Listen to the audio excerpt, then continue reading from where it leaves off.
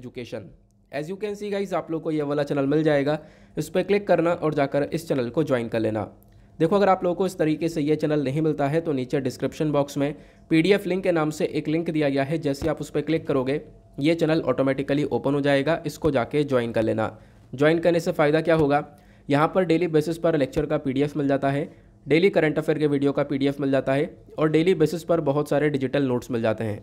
Now बढ़ते हैं आगे बढ़ने से पहले हमेशा की तरह हम लोग अपने लेक्चर को एक मैप के क्वेश्चन के साथ स्टार्ट करेंगे। तो आज आप सभी लोगों को मैप में जाकर देखना है सर क्रीक को, ये क्या है और कहाँ पर एग्जैक्टली लोकेटेड है, अच्छे से मैप में देखना। देन उसके बाद आकर नीचे कमेंट सेक्शन में टाइप करना, जिससे कि आप लोग इसको लंबे समय तक याद रख पाओगे। साथ ही साथ एक क्वेश्चन सॉल्व करेंगे जो कि UPSC प्रीवियस ईयर साल 2018 के प्रीलिम्स में पूछा गया था। डेली बेसिस पर हम लोग यहाँ पर एक प्रीवियस ईयर क्वेश्चन को भी सॉल्व करते हैं। अब इस क्वेश्चन में यहाँ पे चर्चा की जा रही है कुछ टर्म्स के बारे में, जैसे WannaCry, पेटिया और इटर्नल ब्लू। ये 3 टर्म्स दी गई हैं और पूछा गया कि देखो ये कभी कभी न्यूज़ में देखने को मिलती हैं, तो आखिरकार ये किस चीज़ से रिलेटेड है। Option A exoplanet, option B crypto currency, option C cyber attack या फिर ऑप्शन डी मिनी सैटेलाइट्स। तो इसका सही आंसर आप सभी लोगों को नीचे कमेंट सेक्शन में देना है। एटलीस्ट सभी को इसमें पार्टिसिपेट करना है, जैसे मैं आप लोगों से डेली बेसिस पर बोलता हूँ। बाय द वे, इसका जो करेक्ट आंसर है वो मैंने आपको टेलीग्राम पर प्रोवाइड करवा दिया है, वहाँ से भी चेकआउट कर सकते हो। अदरवाइज वहाँ पर आंसर नहीं मिलता है तो भी कोई परेशान होने की ज़रूरत नहीं है। वीडियो के लास्ट में इसके करेक्ट आंसर का डिस्कशन हम लोग करेंगे। तो चलो शुरुआत करते हैं। यह है आज का सबसे पहला आर्टिकल। अब देखो, आपको पता होगा रिसेंटली अग्निपथ स्कीम को लेकर आया गया है। अब उस स्कीम को देखते हुए क्या हो रहा है, बहुत सारी जगह पर हम लोग प्रोटेस्ट देख पा रहे हैं। इनफैक्ट बिहार के अंदर काफ़ी ज़्यादा प्रोटेस्ट हुआ है। ये जो पिक्चर आपको दिख रहा है ये थर्सडे का पिक्चर है। ये हुआ क्या है, वहाँ पे जो छपरा रेलवे स्टेशन है वहाँ पर जो ट्रेन खड़ी है उसके अंदर आग लगा दी गई है प्रोटेस्टर्स के थ्रू। तो इसी के साथ साथ बिहार के अलावा भी हम लोग काफ़ी सारे राज्यों के अंदर देख रहे हैं इस अग्निपथ स्कीम के ओपोजिशन में यहाँ पे प्रोटेस्ट हो रहा है, इसके अगेंस्ट में प्रोटेस्ट हो रहा है। अब अग्निपथ स्कीम क्या है, ये तो पिछले 2 दिनों से रेगुलर हम लोग डिस्कस कर रहे हैं, आपको पता होगा, कल डिटेल से मैंने डिस्कस किया था। बाकी कुछ चीज़ें मैं आप लोगों को फिर भी बता देता हूँ थोड़ा बहुत, जिससे कि आप लोग यहाँ पर इस आर्टिकल के अंदर जो चीज़ें लिखी हुई है उससे कनेक्ट कर पाओ। जैसे अग्निपथ स्कीम को जो लाया गया है, यहाँ पर बेसिकली क्या करने वाले हम लोग, अपने आर्म्ड फोर्सेस के अंदर सोल्जर्स की रिक्रूटमेंट यानी कि सोल्जर्स की भर्ती यहाँ पर करी जाएगी, यानी सेना के अंदर भर्ती के लिए इस अग्निपथ स्कीम को लेकर आया गया है। लेकिन इसके अंदर चीज़ें काफ़ी बदल चुकी हैं। अब बदल कैसे चुकी हैं मैं आपको समझाता हूँ। पहली चीज़ यहाँ पे क्या रखी गई है कि मान लो किसी की एज 17.5 से 21 साल है, ठीक है ना। अब किसी के 17.5 से 21 साल है तो ही वो जाकर एलिजिबल हो पाएगा इस अग्निपथ स्कीम के अंदर में। दूसरी इंपॉर्टेंट बात यहाँ पे क्या देखने को मिलेगी कि अग्निपथ स्कीम के अंदर बोला गया है कि अगर कोई व्यक्ति एलिजिबल हो पाता है एज क्राइटेरिया के अंदर, वो यहाँ पर जाकर अगर अप्लाई करता है तो 4 साल तक बेसिकली वो सर्व करेगा। ध्यान रखना, सिर्फ और सिर्फ 4 साल के लिए यहाँ पर सर्व करने के लिए बताया गया है। और जो भी रिक्रूट हो जाएंगे, मतलब कि अगर मान लो कोई व्यक्ति यहाँ पर इसके अंदर सेलेक्ट हो जाता है पूरी तरह से, तो वो अग्निवीर कहलाएगा, ठीक है। अग्निवीर के नाम से भी आपको यहाँ पर ये सारी चीज़ें पता हैं। अब सरकार ने बोला कि जो को इसका जो प्रोसेस वगैरह रिक्रूटमेंट का, ये हम लोग 90 दिन के अंदर शुरू कर देंगे। ये जो स्कीम लेकर आई गई है इसमें यहाँ पर लगभग 46,000, ध्यान रखना 46,000 मेन और वेमेन का इस साल हम लोग यहाँ पे रिक्रूटमेंट करने वाले हैं। ये सिर्फ इस साल के लिए है, अभी मतलब आने वाले टाइम पर ये नंबर बढ़ता रहेगा, बट अभी यहाँ पर इस साल के लिए 46,000 के आसपास का नंबर बताया गया है। देन एज क्राइटेरिया क्या है ये हम लोगों ने डिस्कस कर लिया। पे आउट कैसे रहने वाला है ये भी आपको पता है। जो भी अग्निवीर होंगे यानी कि जो भी यहाँ पर सर्विस देंगे, उनका जो पैकेज है, ऑब्वियसली बात है, मैंने आपको बताया 4 साल तक सर्व करेंगे, तो फर्स्ट ईयर के अंदर जो एनुअल पैकेज होने वाला है लमसम 4.76 लाख के आसपास होगा। इसमें भी क्या होगा, देखो जो इन हैंड सैलरी मिलने वाली है वो काफ़ी कम मिलने वाली है, क्योंकि यहाँ पे कुछ टैक्स वगैरह काटा जाएगा। बेसिकली यहाँ पर आप कह सकते हो जो सेवा निधि पैकेज है वहाँ पर उसके लिए कुछ अमाउंट काटा जाएगा और उतना ही कंट्रीब्यूशन सरकार भी करेगी। और कुछ अमाउंट जैसे आपका जो 4 साल की सर्विस कंप्लीट होती है, आप जब यहाँ पर एक तरीके से सर्विस को छोड़ोगे, देन उसके बाद में क्या होगा, 11.71 लाख के आसपास का कुछ अमाउंट है वो आपको दे दिया जाएगा, जो कि आपकी सैलरी से थोड़ा सा कट डाउन किया जाएगा। साथ ही साथ वहाँ पे दूसरी तरफ से सरकार भी उतना ही कंट्रीब्यूशन करके वो पैसा इकट्ठा करेगी। ये भी क्लियर हो गया। अब मैंने आपको बताया फर्स्ट ईयर के अंदर जो सैलरी रहने वाली है वो लमसम 4.76 लाख के आसपास रहने वाली है, और उसके बाद ये सैलरी बढ़ती रहेगी। फोर्थ ईयर के अंदर जो एनुअल सैलरी पहुँचेगी वो लगभग 6.92 लाख के आसपास पहुँच जाएगी। ये सारी बातें यहाँ पर इस अग्निपथ स्कीम के अंदर मेंशन की गई हैं। बाकी यहाँ पर इंश्योरेंस कवरेज वगैरह भी होगा, ये भी आपको पता है। मैंने सिर्फ और सिर्फ आपको थोड़ा सा ऊपर ऊपर से बता दिया है, क्योंकि इसके बारे में कल और परसों मैंने बहुत डिटेल से डिस्कस किया। आप लोग परसों वाला वीडियो देखना, वहाँ पे मैंने बहुत डिटेल से बताया। फिलहाल तो अभी भी मैंने मैक्सिमम चीज़ें यहाँ पर इसके बारे में बता दी हैं। अब यहाँ पे आर्टिकल के अंदर क्या बोला गया कि देखो इस अग्निपथ स्कीम के अगेंस्ट में प्रोटेस्ट हो रहा है। प्रोटेस्ट क्यों हो रहा है? क्योंकि यहाँ पे लोग चाहते हैं कि इस स्कीम को वापस से विड्रॉ कर लिया जाए। और जो भी यूथ हैं, जो भी जवान लोग आज के टाइम पर प्रोटेस्ट कर रहे हैं, उनको एक तरीके से सपोर्ट मिल चुका है ओपोजिशन पार्टीज़ का, ट्रेड यूनियंस का, फार्मर्स एसोसिएशन का, यूथ ऑर्गेनाइजेशन का। स्टूडेंट्स यहाँ पे सपोर्ट कर रहे हैं इन चीज़ों को, क्योंकि यहाँ पर उनका कहना यह है कि देखो इस स्कीम के अंदर काफ़ी सारी चीज़ें यहाँ पर गड़बड़ी देखने को मिलती हैं। इन स्कीम के अंदर काफ़ी सारे बदलाव चाहिए। और आपको पता होगा, कल ही मैंने आपको बताया था कि लोगों की डिमांड है यहाँ पर कि इस स्कीम के अंदर बदलाव किए जाएँ। अब वो बदलाव कैसे कैसे होने चाहिए? जैसे कि यहाँ पर आपने जो 4 साल रखा है, इस 4 साल को बढ़ाओ। पहले तो सिर्फ 4 साल के लिए सर्व करेगा व्यक्ति, फिर उसके बाद यहाँ पर कहाँ जाएगा? 4 साल बाद यहाँ पर फिर क्या होगा उसका? ठीक है, क्योंकि यहाँ पे देखो ये भी है ना कि जितने भी लोग, जैसे कि 46,000 जो भी लोग यहाँ पे अब की बार रिक्रूट करे जाएंगे, 4 साल के लिए सर्व किए जाएंगे, उसमें से यहाँ पर आगे कुछ लोगों को, ध्यान रखना, कुछ प्रतिशत लोगों को आगे यहाँ पर आप कह सकते हो परमानेंट सर्विस मिलेगी और कुछ को नहीं मिलने वाली है। ठीक है, तो यहाँ पर आपको इसके बारे में ध्यान रखना है। तो बेसिकली बोला गया कि ये जो 4 साल है, पहली बात तो इसको इंक्रीज़ करो। साथ ही साथ जो लास्ट में आप लोग यहाँ पर पेमेंट दे रहे हो उसको यहाँ पे इंक्रीज़ करो। जैसे कि यहाँ पे 11 लाख रुपए दिया जा रहा है, तो उसको बढ़ाकर 35 लाख के आसपास किया जाए। कल मैंने आपके साथ में इसके बारे में भी डिस्कशन किया था कि क्या क्या डिमांड की जा रही है। तो डिमांड की जा रही है, प्लस यहाँ पे कुछ लोगों का कहना है कि भाई देखो ये जो स्कीम है इसको विड्रॉ कर लिया जाए, इसको हटा दिया जाए। ठीक है, क्योंकि यहाँ पर ये बिल्कुल भी सही नहीं रहने वाली है। अब उसी के साथ साथ एक छोटा सा बदलाव भी हुआ है, जैसा आप लोग देख पाओगे। हमारे जो डिफेंस मिनिस्ट्री स्पोक्स पर्सन है, उन्होंने यहाँ पर क्या बोला है, देखते हैं इसके बारे में। इन्होंने बोला कि देखो जो अपर एज लिमिट है, जैसे कि अब की बार इस साल के लिए जब ये अग्निपथ स्कीम को लाया गया, इसमें एज लिमिट क्या रखी गई है? 17.5 से 21, है ना। तो इस एज लिमिट को यहाँ पे रेस करने के बारे में चर्चा की जा रही है कि एज लिमिट अब की बार यहाँ पर 23 साल तक रहने वाली है, सिर्फ इस साल के लिए।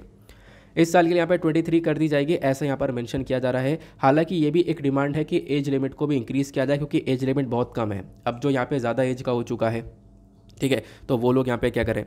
तो इस प्रकार से आपको देखने को मिलेगा इस स्कीम को लेकर ये प्रोटेस्ट हो रहा है। और प्रोटेस्ट कहाँ कहाँ पर हो रहा है मैंने आपको बताया। बिहार के अंदर आपको बहुत ज़्यादा तगड़ा प्रोटेस्ट देखने को मिलेगा। उसके बाद जम्मू कश्मीर, पंजाब, हिमाचल प्रदेश, हरियाणा, उत्तर प्रदेश, उत्तराखंड, राजस्थान, इन सभी एरियाज़ में यहाँ पे प्रोटेस्ट होता हुआ आप लोग को नज़र आएगा। और प्रोटेस्ट इतना बढ़ चुका है कि अभी यहाँ पे लगभग 34 ट्रेन्स को कैंसिल किया गया है अलग अलग स्टेट्स के अंदर में, क्योंकि यहाँ पर कोई दुर्घटना न घटे, उसी के लिए यहाँ पर एक स्टेप उठाया गया है।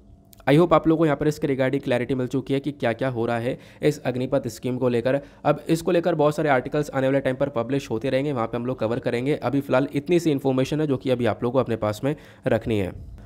तो स्कीम के बारे में मैंने बताया, कुछ डिटेल से जानना हो तो कल या परसों वाला वीडियो आप लोग देख लेना एक बार को, ठीक है ना, क्योंकि हो सकता है यहाँ पे कुछ चीज़ें मिस हो गई हों, लेकिन यहाँ पर फिलहाल मैक्सिमम चीज़ आप लोग को यहाँ पे पता चल चुकी है। अगले आर्टिकल पर आते हैं। नेक्स्ट आर्टिकल काफ़ी इंपॉर्टेंट होने वाला है। यहाँ पे डिमोलिशंस के बारे में चर्चा की गई है। अब देखो इसके ऊपर ना हमने रिसेंटली एक एडिटोरियल डिस्कस किया था, और आज फिर से इस टॉपिक के ऊपर एक एडिटोरियल आया है, वहाँ पे हम लोग चर्चा करने वाले हैं। प्लस आज के मॉर्निंग के करंट अफेयर के वीडियो के अंदर भी मैंने इसके बारे में डिस्कशन किया हुआ है। आगे आपको बताऊँगा आप कहाँ से।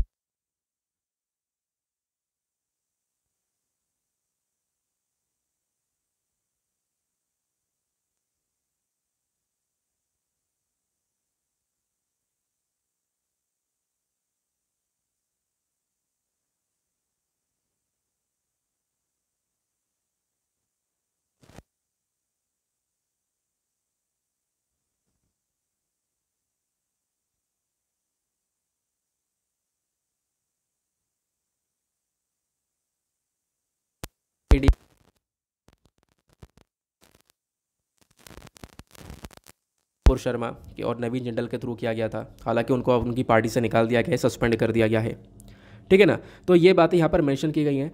अब प्रोटेस्ट लगातार बढ़ता रहा, तो यहाँ पे देखा गया कुछ लोगों ने पब्लिक प्रॉपर्टी को डिस्ट्रॉय किया, जो यहाँ पे सरकार की प्रॉपर्टी है। अब उसके रिस्पॉन्स में यहाँ पे क्या किया, उत्तर प्रदेश सरकार ने उनके घर को तोड़ दिया, ठीक है। उनके घर पर यहाँ पर बुलडोज़र को चलाया गया और उनके घर को डिमोलिश कर दिया गया। तो ये चीज़ें दिख रही हैं। इसको लेकर सुप्रीम कोर्ट ये बोलता है कि देखो जो डिमोलिशंस हो रहा है वो यहाँ पर रिटेलिटरी नहीं होना चाहिए, यानी कि बदला नहीं होना चाहिए वो डिमोलिशन। अगर डिमोलिशन किया जा रहा है तो वो बिल्कुल प्रॉपर रूल्स एंड रेगुलेशन के हिसाब से होना चाहिए, ठीक है, तो स्टेट्स को यहाँ पे क्या करना है, अपना ड्यू प्रोसेस ऑफ लॉ को फॉलो करना है डिमोलिशन से पहले। ये यहाँ पर सुप्रीम कोर्ट ने बोला है कि पहले आप लोग यहाँ पर लॉस को प्रॉपर फॉलो करो, उसके बाद यहाँ पर डिमोलिशन किया जा सकता है। देख पाओगे यहाँ पर मेंशन किया गया, supreme court on Thursday told Uttar Pradesh government that demolitions could happen only in accordance with the provision of law, could not be retaliatory, यानी कि ऐसा नहीं है कि बदला लेने के लिए तोड़ा जा रहा है, आप लॉस के हिसाब से चलोगे तो वो ज़्यादा बेहतर रहेगा। बाकी इसके ऊपर आज एक एडिटोरियल भी आया है, वहाँ पे मैं आपको कुछ काफ़ी सारी चीज़ें बताने वाला हूँ, वहाँ पे भी हम लोग इसको कवर करेंगे। आगे आते हैं अगले आर्टिकल पर। अगले आर्टिकल पर आने से पहले वीडियो पर जो लाइक का बटन है उसको दबा देना, मेक श्योर करो आप लोग इतना सपोर्ट कर सकते हो, 1 सेकंड लगेगा, इतना काम ज़रूर कर लेना। साथ ही साथ टेलीग्राम पर जाकर कनेक्ट हो सकते हो, टेलीग्राम पर जाना, दीपक यादव एजुकेशन टाइप करना, आपको ये वाला प्रोफाइल मिलेगा, यहाँ पे कनेक्ट होकर अपनी क्वेरीज़ को पूछ सकते हो, थोड़ा सा वेट करना, आपको रिप्लाई मिल जाएगा। अभी मैं फिर रिप्लाई कर नहीं पा रहा था पिछले 2 दिनों से, जैसे मुझे टाइम मिलता है मैं तुरंत यहाँ पर सभी लोगों के क्वेश्चंस के रिप्लाई करता हूँ, आप लोग भी जाकर ज्वाइन हो सकते हो। अब उसके बाद आपने आज का थंबनेल देखा होगा, अब थंबनेल में सोच रहे होंगे ये क्या लगा दिया। देखो अभी इंपॉर्टेंट इशू है और इसको हम लोग अपने एग्जामिनेशन के पॉइंट ऑफ व्यू से बहुत इंपॉर्टेंट टॉपिक मान सकते हैं।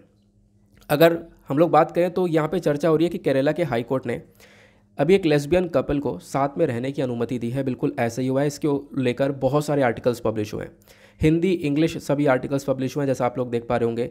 ये दोनों यहाँ पर कपल आपको देखने को मिल जाएंगे, ये काफ़ी सारे आर्टिकल इसके ऊपर यहाँ पे रेगुलर बेसिस पर पब्लिश हो रहे हैं। तो यहाँ पे जो आपको देखने को मिल रहा है, ये दोनों आपको कपल जो देखने को मिल रहे हैं, एक का नाम है अदीला और दूसरे का नाम है यहाँ पर फातिमा। हालांकि इनके पेरेंट्स नहीं चाहते थे कि इस प्रकार से कोई चीज़ हो, इनके पेरेंट्स इस चीज़ के बिल्कुल अगेंस्ट थे, इनके पेरेंट्स ने इन दोनों को सेपरेट किया, इनको अलग किया। लेकिन उसके बाद यहाँ पर ये हाई कोर्ट पहुँचे, केरला हाई कोर्ट, और वहाँ पर केरला हाई कोर्ट ने क्या किया, इन दोनों को वापस से रीयूनाइट कर दिया। आई होप आप लोगों ने इतनी चीज़ों को समझा। अब ये जो टॉपिक है ये कल एडिटोरियल पर भी आया था, कल मैंने आपके साथ में डिस्कस किया था। अब यहाँ पर देखो आपसे क्वेश्चन भी बन सकता है LGBTIQ कम्युनिटी को लेकर। अब एक चीज़ और ध्यान रखना, मैंने कल आपके साथ में शेयर किया था कि LGBTIQ कम्युनिटी को क्या क्या परेशानियाँ फेस करने को मिल रही हैं आज के टाइम पर, वो मैंने आपको डिटेल से बताया था ऑथर्स के पॉइंट ऑफ व्यू के साथ में। अब इस वाले आर्टिकल के अंदर अगर हम लोग देखें तो कोई भी क्वेश्चन आता है LGBTIQ कम्युनिटी को लेकर तो आप आराम से एग्जाम्पल के तौर पर इसको कोट कर सकते हो। बाकी केरला हाई कोर्ट का डिसीजन कैसा रहा है आप लोग यहाँ पे नीचे कमेंट सेक्शन में अपनी राय ज़रूर देना, ठीक है, अपने पॉइंट ऑफ व्यू ज़रूर लिखना कि केरला हाई कोर्ट का डिसीजन अभी के टाइम पर ये कैसा रहा, ठीक है ना। तो बेसिकली यहाँ पर LGBTIQ कम्युनिटी के लिए एक बड़ी जीत यहाँ पर देखने को मिल जाती है, क्योंकि हालांकि परिवार ने काफ़ी प्रताड़ित किया, परिवार ने काफ़ी परेशान किया, दोनों को सेपरेट कर दिया था, लेकिन उसके बावजूद भी यहाँ पर केरला हाईकोर्ट की तरफ से स्टेटमेंट निकल कर आया और केरला हाईकोर्ट ने दोनों को रीयूनाइट कर दिया। तो आपको अपने पॉइंट ऑफ व्यू लिखने हैं इस पर्टिकुलर केस को लेकर, और कहीं पर भी यह टॉपिक आता है तो मैं फिर से बोल रहा हूँ आप लोग आराम से, क्योंकि ये जो जजमेंट्स होते हैं ये बहुत इंपॉर्टेंट होते हैं। जजमेंट्स के थ्रू जब आप लोग यहाँ पर अपने ये वाले एग्जाम्पल कोड करोगे तो डेफिनेटली इसका एक बहुत बड़ा इम्पैक्ट पड़ता है हमारे आंसर्स के अंदर। आगे आते हैं अगले आर्टिकल की तरफ। नेक्स्ट आर्टिकल क्या है, तो नेक्स्ट आर्टिकल के अंदर चर्चा की जा रही है, अगर आपको एक नया LPG का कनेक्शन लेना है तो इसके अंदर बदलाव हो चुके हैं, यानी कि नए सिलेंडर के कनेक्शन के लिए आपको अब थोड़े ज़्यादा पैसे देने होंगे। यहाँ पर भी दाम बढ़ चुके हैं, यानी सिलेंडर के ऊपर प्राइसेस इंक्रीज़ हो चुके हैं, ध्यान रखना। लेकिन ये नए कनेक्शन के बारे में चर्चा की जा रही है। अब कितने कितने प्राइस इंक्रीज़ हो उसके बारे में बता दूँ, लेकिन मुझे लगता है आज काफ़ी स्लो मैं बोल रहा हूँ, मेरे थ्रोट में यार बहुत पेन है, कोल्ड भी है हो रहा है, तो थोड़ा सा मैनेज कर लेना। यहाँ पे जैसे रिकवर करता हूँ थोड़ा फास्ट बोलेंगे, बट अभी यहाँ पर इतने में यहाँ पे मैं बोल पा रहा हूँ क्योंकि थ्रोट में पेन ज़्यादा है। तो आप लोग यहाँ पे इतने मैनेज कर लेना, तो हो सकता है साउंड थोड़ी सी लो भी आ रही हो, क्योंकि कल काफ़ी सारे लोगों को प्रॉब्लम आ रही थी कि साउंड लो आ रही है, ठीक है। तो इसी वजह से मैं माइक को थोड़ा मुँह के पास रख के बोल रहा हूँ कि साउंड लो बिल्कुल भी ना आए। चलो अभी फ़िलहाल यहाँ पर मैं आपको बताता हूँ कि इस आर्टिकल के अंदर क्या क्या मैंशन किया गया। देखो इसके ऊपर ना कल से ही बहुत सारे आर्टिकल्स पब्लिश हो रहे हैं कि जो LPG का जो कनेक्शन रेट है इसको बढ़ा दिया गया है, और कल से ये कनेक्शन रेट बढ़ चुका है। अब अगर आप लोग यहाँ पे गैस का कनेक्शन लेते हो तो वो यहाँ पर थोड़ा सा महंगा पड़ेगा। जैसे कि यहाँ पर सिलेंडर्स के अंदर देखो 14.2 यानी कि 14.2 किलो का जो है गैस सिलेंडर है, इसके लिए पहले बहुत कम रुपए देने पड़ते थे, अब यहाँ पर लगभग 2300 रुपये देने पड़ेंगे। 2300 रुपये की सिक्योरिटी जो वन टाइम सिक्योरिटी होती है वो यहाँ पर जमा करनी पड़ेगी। अब ऑयल कंपनियों ने यहाँ पर इस गैस कनेक्शन की सिक्योरिटी के दाम को बढ़ाया है, जहाँ पर 14.2 किलो के गैस की जो एक तरीके से अमाउंट है जो सिक्योरिटी जमा करी जाती थी वो यहाँ पर 2300 रुपये कर दी गई है। हालांकि पहले कितनी थी, तो पहले यहाँ पर 1450 रुपये थी, जिसमें यहाँ पर आप कह सकते हो कि रेगुलेटर भी था।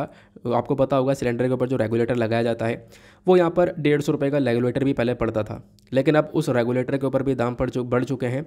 अब वो 150 से 250 रुपये का मिलेगा वो रेगुलेटर। और जो सिलेंडर है, अगर वो 14.2 kgs का सिलेंडर है तो उसके लिए जो आपको सिक्योरिटी जमा करनी होगी वो अब 2300 जमा करनी होगी। पहले आप लोग 1450 जमा कर रहे थे। तो ये तो बात है 14.2 किलो वाले गैस की। बाकी यहाँ पर आप कह सकते हो इसके अलावा जो 5 किलो वाला सिलेंडर है उस पर यहाँ पर सिक्योरिटी पहले 800 रुपये थी, अब उस पर 1250 हो चुकी है। बाकी रेगुलेटर के दाम जो हैं वो बढ़ गए हैं, ये भी मैंने आप लोगों को बता दिया। ये सारी बातें इस पर्टिकुलर आर्टिकल के अंदर मेंशन की गई हैं। अब मैं काफ़ी सिंपल से शब्दों में समझा पाऊँ, इसी वजह से मैंने यहाँ पर हिंदी आर्टिकल का भी प्रयोग किया है। तो आप लोग यहाँ पर देख पाओगे ये सारी बातें यहाँ पर मेंशन की जा रही हैं एग्जैक्टली कि कितना कितना सिलेंडर, कौन कौन से केजी का सिलेंडर और कितना कितना यहाँ पर दाम बढ़ गया है। पहले क्या दाम थे और अब यहाँ पर क्या दाम हो चुके हैं। नॉर्थ ईस्टर्न स्टेट्स के अंदर क्या दाम है और पूरे भारत के अंदर क्या दाम है, उसको लेकर एक कंपैरिजन किया गया है। इतनी बात यहाँ पे ध्यान रख लेना, बाकी इसके अलावा कुछ नहीं है, क्योंकि इतना ध्यान रख लोगे तो पॉसिबिलिटी है कि इन आर्टिकल्स के ऊपर एडिटोरियल्स आ जाते हैं। अब एडिटोरियल्स आते हैं तो हम लोग यहाँ पर उनको करेक्ट नहीं कर पाते, क्या न्यूज़ है हमने तो पढ़ी नहीं। अगर न्यूज़ बेस क्लियर रहता है ना तो फटाफट वहाँ पर वो चीज़ें समझ में आ जाती हैं। तो इसी वजह से मैंने आप लोगों को ये चीज़ें बताई हैं। हालांकि ये चीज़ वैसे भी इंपॉर्टेंट है। कैसे इंपॉर्टेंट है चलो मैं आपको बताता हूँ। प्रीलिम्स में इसका यूज़ हो सकता है। देखो आपको पता होगा, एक तो होता है एलपीजी जिसके हम लोग बात कर रहे हैं, लिक्विफाइड पेट्रोलियम गैस।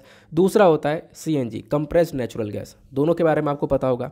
अगर हम दोनों का डिफरेंस देखें तो जैसे कि सीएनजी होता है, इसका यूज़ बेसिकली हम लोग एक तरीके से जो फ्यूल होता है, फ्यूल के ऑल्टरनेटिव के तौर पर इस्तेमाल करते हैं। सीएनजी वाले ऑटो जो चलते हैं ना, ठीक है, वहाँ पे पेट्रोल नहीं सीएनजी का इस्तेमाल किया जाता है, कंप्रेस्ड नेचुरल गैस का इस्तेमाल किया जाता है, उससे यहाँ पर वो ऑटो चलते हैं।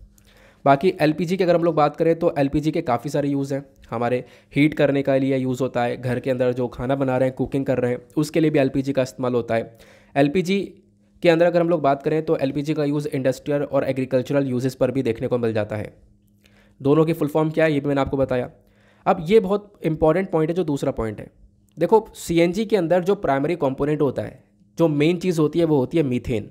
और एलपीजी के अंदर जो मेन चीज़ होती है वो आपने पढ़ रखा है पहले भी, प्रोपेन और ब्यूटेन। और ये क्वेश्चन बहुत सारे एग्जामिनेशन के अंदर, जो हमारे गवर्नमेंट एग्जामिनेशन होते हैं वहाँ पे पूछा गया है। एलपीजी के अंदर कौन सा प्राइमरी कंपोनेंट होता है, वो होता है प्रोपेन और ब्यूटेन। ये भी आपको ध्यान में रखना है। बाकी नाम से पता चलता है सीएनजी है कंप्रेस्ड नेचुरल गैस, तो ये ग्रीन हाउस गैसेस को कम एमिट करता है, यानी कि पोल्यूशन कम करता है एलपीजी के कंपैरिजन में। एलपीजी बहुत सारा कार्बन डाइऑक्साइड और ग्रीन हाउस गैस को प्रोड्यूस करता है, ध्यान रखना, ठीक है। तो ये भी आप लोगों को चीज़ देखने को मिल जाती है। बाकी जो सीएनजी होता है वो काफ़ी सेफ़ होता है, हवा में यहाँ पर पूरी तरह से फैल जाता है। लेकिन जो ये एलपीजी होता है ये रिस्की होता है। देखो आप कह सकते हो फ्लेमेबल है, हवा से काफ़ी भारी होता है, और अगर फैल जाए हवा में तो आप देख पाओगे ज़्यादा जल्दी वो यहाँ पे ख़त्म नहीं होती है। यानी आप कह सकते हो घर पे सिलेंडर वगैरह अगर खुल जाए तो वो हवा में अगर फैल जाती है गैस, तो ज़्यादा जल्दी यहाँ पे आप कह सकते हो वो हवा के अंदर डिस्पर्स नहीं हो पाती, जल्दी से वो फैल नहीं पाती। तो आपको सारी खिड़की दरवाजे खोलने पड़ते हैं, काफ़ी देर वेट करना पड़ता है, और हाईली फ्लेमेबल भी है, मतलब तुरंत यहाँ पे आग भी पकड़ लेती है। तो इस प्रकार की चीज़ें आप लोग को देखने को मिल जाती हैं। अब क्वेश्चन यह है सीएनजी और एलपीजी बनते कैसे कैसे हैं। देखो सीएनजी का जो प्राइमरी सोर्स होता है वो हमारी ऑयल वेल्स होते हैं, मीथेन हो गया, ठीक है, जो मीथेन वेल्स होते हैं वहाँ से निकाला जाता है। कोल वेल्स जो होते हैं, कोयले के वेल, वहाँ से निकाला जाता है। नेचुरल गैस वेल से भी यहाँ पर लिया जाता है। बाकी जो एलपीजी है, एलपीजी का जो मेजर सोर्स है आपको देखने को मिलेगा नेचुरल गैस से एक्सट्रैक्ट किया जाता है, या फिर जो कच्चा तेल होता है क्रूड ऑयल से भी हम लोग एक्सट्रैक्ट करते हैं इस एलपीजी को, ठीक है। तो ये दोनों डिफरेंस ध्यान रखना सीएनजी और एलपीजी के बारे में। हालांकि यहाँ पे इस आर्टिकल में हम लोगों ने इस चीज़ को रिलेट करके पढ़ लिया है। आगे आते हैं अगले आर्टिकल पर। नेक्स्ट आर्टिकल काफ़ी इंपॉर्टेंट होने वाला है, ध्यान रखना। जीएस पेपर 3 इकोनॉमी से इस आर्टिकल को रिलेट कर पाओगे आप लोग। बात की जा रही है, देखो एक सर्वे आया है, कौन सा, PLFS, periodic labour force survey. अब इस सर्वे ने यहाँ पे बताया कि देखो जो बेरोज़गारी यानी कि अनएम्प्लॉयमेंट रेट वो हमारे साल 2022 के पहले क्वार्टर के अंदर गिरा है, यानी बेरोज़गारी कम हुई है। साल 2022 का पहला क्वार्टर क्या हुआ, एक क्वार्टर के अंदर 3 महीने होते हैं। अब साल 2022 का बात करी जा रही, तो 22 के 3 महीने कौन से हो गए, स्टार्टिंग के जनवरी, फरवरी, मार्च। तो इन 3 महीने की यहाँ पर चर्चा की जा रही है। तो जनवरी से लेकर मार्च 2022 के बीच में जो अनएम्प्लॉयमेंट रेट है, बेरोज़गारी, वो 8.2% है। हालांकि पिछले साल से कंपैरिजन अगर हम लोग करें, या फिर पिछले साल अक्टूबर, नवंबर, दिसंबर से कंपैरिजन करें, तो यहाँ पर पहले 8.7% थी, वो गिरकर 8.2% हो चुकी है। तो बोला यह जा रहा है कि अनएम्प्लॉयमेंट रेट यानी बेरोज़गारी जो है वो यहाँ पर अब की बार साल 2022 के पहले 3 महीने के अंदर कम हुई है। इसको लेकर यहाँ पर ये सर्वे हुआ है और इस सर्वे को थर्सडे में रिलीज़ किया गया और इसने ये सारी बातें यहाँ पर मेंशन की हैं। अब उसके बाद यहाँ पे अर्बन एरियाज़, रूरल एरियाज़ कितना कितना रहा है उसके बारे में बताया गया, लेकिन उससे भी इम्पॉर्टेंट काफ़ी सारी चीज़ें जो कि आपसे डायरेक्टली प्रीलिम्स में पूछी जा सकती हैं। तो पीरियोडिक लेबर फोर्स सर्वे 2020-21 का ये हम लोगों ने समझ लिया। पहली चीज़ तो पूछी ये जा सकती है कि इस सर्वे को रिलीज़ कौन करता है। इस सर्वे को रिलीज़ करने वाली बॉडी है Ministry of Statistics and Programme Implementation. Then उसके बाद में इस सर्वे ने और क्या क्या बताया। ये सर्वे ने पहली चीज़ तो यहाँ पर अनएम्प्लॉयमेंट रेट का टॉपिक उठाया, बेरोज़गारी का दर क्या रहा, बढ़ा या कम हुआ। तो मैंने आपको बताया अनएम्प्लॉयमेंट रेट गिरता हुआ नज़र आया, यानी कि फेल हुआ है, यानी कि आप कह सकते हो काफ़ी हद तक कम हुआ है। हालांकि यहाँ पे आप देख पाओगे रूरल एरियाज़ और अर्बन एरियाज़ के बारे में चर्चा की गई है, शहर वाले एरिया में और गांव वाले एरिया के अंदर। तो आपको देखने को मिल जाएगा गांव वाले एरिया में और जो है एक तरीके से अभी भी कम है, लेकिन जो है एक तरीके से आप कह सकते हो कि शहर वाले एरिया है वहाँ पे अनएम्प्लॉयमेंट रेट और अभी ज़्यादा देखने को मिल जाता है। देन उसके बाद में ये हमने डिस्कस कर लिया। देन उसके बाद में यहाँ पर इस टॉपिक ने एक दूसरा मुद्दा उठाया, वो है लेबर फोर्स पार्टिसिपेशन रेट का। अब ये लेबर फोर्स पार्टिसिपेशन रेट क्या होता है, यानी कि कितने प्रतिशत जो लोग हैं वो काम कर रहे हैं, ठीक है, जिनको जो कि एक तरीके से काम की मांग कर रहे हैं, या कितने लोगों के लिए एक तरीके से जो काम है वो अवेलेबल है। तो कितने लोगों का पार्टिसिपेशन रेट देखने को मिला, तो वो यहाँ पर इंक्रीज़ हुआ है। एग्जैक्टली बताया गया कि लगभग आप कह सकते हो कि अगर हम लोग देखें पिछले साल के कंपैरिजन में, तो पिछले साल यहाँ पर ये था 40.1%, ये इंक्रीज़ हो चुका है और ये 41.6% पहुँच चुका है लेबर फोर्स पार्टिसिपेशन रेट, यानी कि लोगों का जो पार्टिसिपेशन है उनके काम के प्रति वो भी यहाँ पर इंक्रीज़ हुआ है, ऐसा यहाँ पर देख पाओगे। देन उसके बाद यहाँ पे इसने बताया वर्कर पॉपुलेशन रेशियो भी इंक्रीज़ हुआ है। पहले ये 38.2 था, अब ये 39.8 हो चुका है। अब ये वर्कर पॉपुलेशन रेशियो क्या होता है, तो देखो यहाँ पर WPR को हम लोग डिफाइन करते हैं, बेसिकली एक परसेंटेज है of employed person in population. Simple सा मतलब है, यानी जितनी भी जनसंख्या है उसमें कितने लोगों को रोज़गार मिला हुआ है, कितने लोग एम्प्लॉयड हैं, उनका परसेंटेज हमारा वर्कर पॉपुलेशन रेशियो कहलाता है, ठीक है ना। तो ये भी बढ़ता हुआ नज़र आया है। देन उसके बाद यहाँ पे एक टॉपिक और उठाया गया माइग्रेशन रेट का। लोग माइग्रेशन मतलब क्या होता है, एक पर्टिकुलर जगह से दूसरी जगह पर जाकर काम करना। तो माइग्रेशन रेट यहाँ पे अगर आप लोग देखोगे तो कितना कितना रहा है, ये 28.9% का आपको देखने को मिल जाएगा। हालांकि यहाँ पर पहले ये काफ़ी ज़्यादा हुआ करता था वेमेन और मेन के अंदर, अभी यहाँ पर ये भी कम हुआ है, एग्जैक्टली ये मेंशन किया गया। आई होप आप लोग को यहाँ पर इस सर्वे के रिगार्डिंग एक क्लैरिटी मिल चुकी है कि क्या क्या आपको देखने को मिल जाता है, क्या क्या डेटा जनवरी 2021 और 2022 का डेटा का बीच का कंपैरिजन क्या है, वो हम लोगों ने यहाँ पर डिस्कस किया। ठीक है, चलो आगे बढ़ते हैं नेक्स्ट आर्टिकल की तरफ। देखो 2-4 बातें जो है ना वो बहुत इंपॉर्टेंट है, ध्यान रखना, जो कि मैंने अभी आप लोगों को बताया वो सर्वे कौन रिलीज़ करता है और ये सारी बातें। नाउ नेक्स्ट आते हैं पेज नंबर 15 के ऊपर, दैट इज़ बिजनेस सेक्शन। देखेंगे इकोनॉमी के पॉइंट ऑफ व्यू से इंपॉर्टेंट आर्टिकल्स को। सबसे पहला आर्टिकल आपको ये देखने को मिलेगा, एक अच्छा आर्टिकल है। देखो हर रोज़ इंपॉर्टेंट आर्टिकल नहीं आते हैं, मुझे पता है इकोनॉमी के अंदर, और आप लोग को ही पता है। अब ये आर्टिकल है, इसमें एक टर्म जो है वो सीखने वाली है। देखो यहाँ पे बोला गया कि इंडिया अभी एक अच्छी तरीके से ग्रोथ की तरफ आगे बढ़ रहा है और हम लोग स्टैगफ्लेशन के रिस्क को अवॉइड कर सकते हैं, इसको हम लोग हटा सकते हैं, इसको छोड़ सकते हैं पीछे। स्टैगफ्लेशन यहाँ पर एक बहुत बुरी कंडीशन होती है किसी भी इकोनॉमी के लिए। होता क्या स्टैगफ्लेशन, मैं आप लोग को यहाँ पर इसके बारे में बताऊँगा बहुत सिंपल से शब्दों में। तो यहाँ पे ये सारी बातें जो हैं ये खुद जो हमारे रिजर्व बैंक ऑफ इंडिया के ऑफिशियल हेड हैं, headed by deputy governor Michael D Patra, इनके थ्रू यहाँ पर एक आर्टिकल लिखा गया और उन्होंने यहाँ पर ये बातें बताई हैं कि देखो इंडियन इकोनॉमी जो है वो अभी बेटर तरीके से बढ़ रही है आगे, और हम लोग आने वाले टाइम पर स्टैगफ्लेशन को अवॉइड कर सकते हैं। क्योंकि देखो अगर हम दुनिया भर की बात करें तो दुनिया भर के अंदर काफ़ी सारे इकोनॉमिक क्राइसिस देखने को मिल जाएंगे, मार्केट वॉलेटिलिटी देखने को मिल जाएगी, मार्केट काफ़ी हद तक डाउन जा चुका है। अभी आपने देखा होगा क्रिप्टो करेंसी तो पूरी तरह से क्रैश हो चुका है। उसके बाद यहाँ पर ये जो हमारे स्टॉक मार्केट्स है वो काफ़ी हद तक डाउन चल रहे हैं। तो इस प्रकार की चीज़ें देखने को मिल रही हैं पूरे दुनिया भर के अंदर। उसके बाद इन्फ्लेशन, महंगाई जो है पूरे दुनिया भर के अंदर आपको देखने को मिल जाएगी। इसके पीछे कई सारे कारण हैं, वो आपको पता है, रशियन यूक्रेन वॉर हो गए और भी वेरियस कॉजेज़ आपको देखने को मिल जाते हैं। देन उस केस के अंदर बताया गया कि देखो इंडियन इकोनॉमी की जब हम लोग बात करते हैं तो इंडियन इकोनॉमी अभी भी यहाँ पर थोड़ा सही परफॉर्म कर रही है। आने वाले टाइम पर हम लोग स्टैगफ्लेशन को अवॉइड कर सकते हैं, ये यहाँ पर मेंशन किया गया। ठीक है ना। तो रिकवरी बेसिकली अभी यहाँ पर ट्रैक पर है, अभी हमें थोड़ा सा और काम करना है अपनी इकोनॉमी को वापस से रिकवर करने के लिए, बट स्टैगफ्लेशन वाली सिचुएशन ना ही आए तो ज़्यादा बेहतर आपको देखने को मिलेगा। अब स्टैगफ्लेशन होता क्या है, पहली चीज़ तो हम लोग यहाँ पर इसको समझते हैं। देखो स्टैगफ्लेशन मतलब एक ऐसी सिचुएशन जहाँ पर प्राइसेस बढ़ते हैं और ग्रोथ यहाँ पर कम हो जाती है। अब इसका मतलब समझने से पहले आपको समझना होगा एक और कॉन्सेप्ट।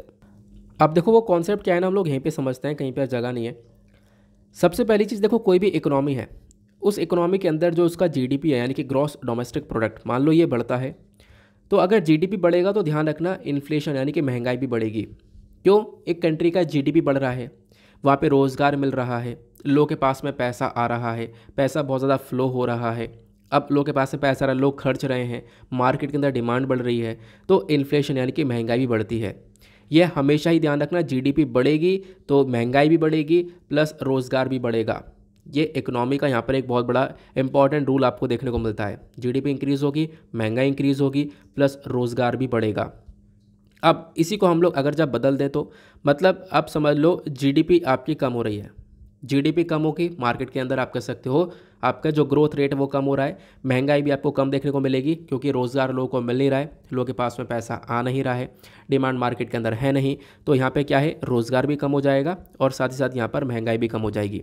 तो जीडीपी बढ़ेगी तो इन्फ्लेशन भी बढ़ेगा और एम्प्लॉयमेंट भी बढ़ेगा। जीडीपी कम होगी तो इन्फ्लेशन भी कम होगा और जो हमारा एम्प्लॉयमेंट है वो भी कम होगा, यानी लोगों को रोज़गार वगैरह भी नहीं मिलेगा। ठीक है ना, इतनी चीज़ आप लोगों ने यहाँ पर समझ ली है।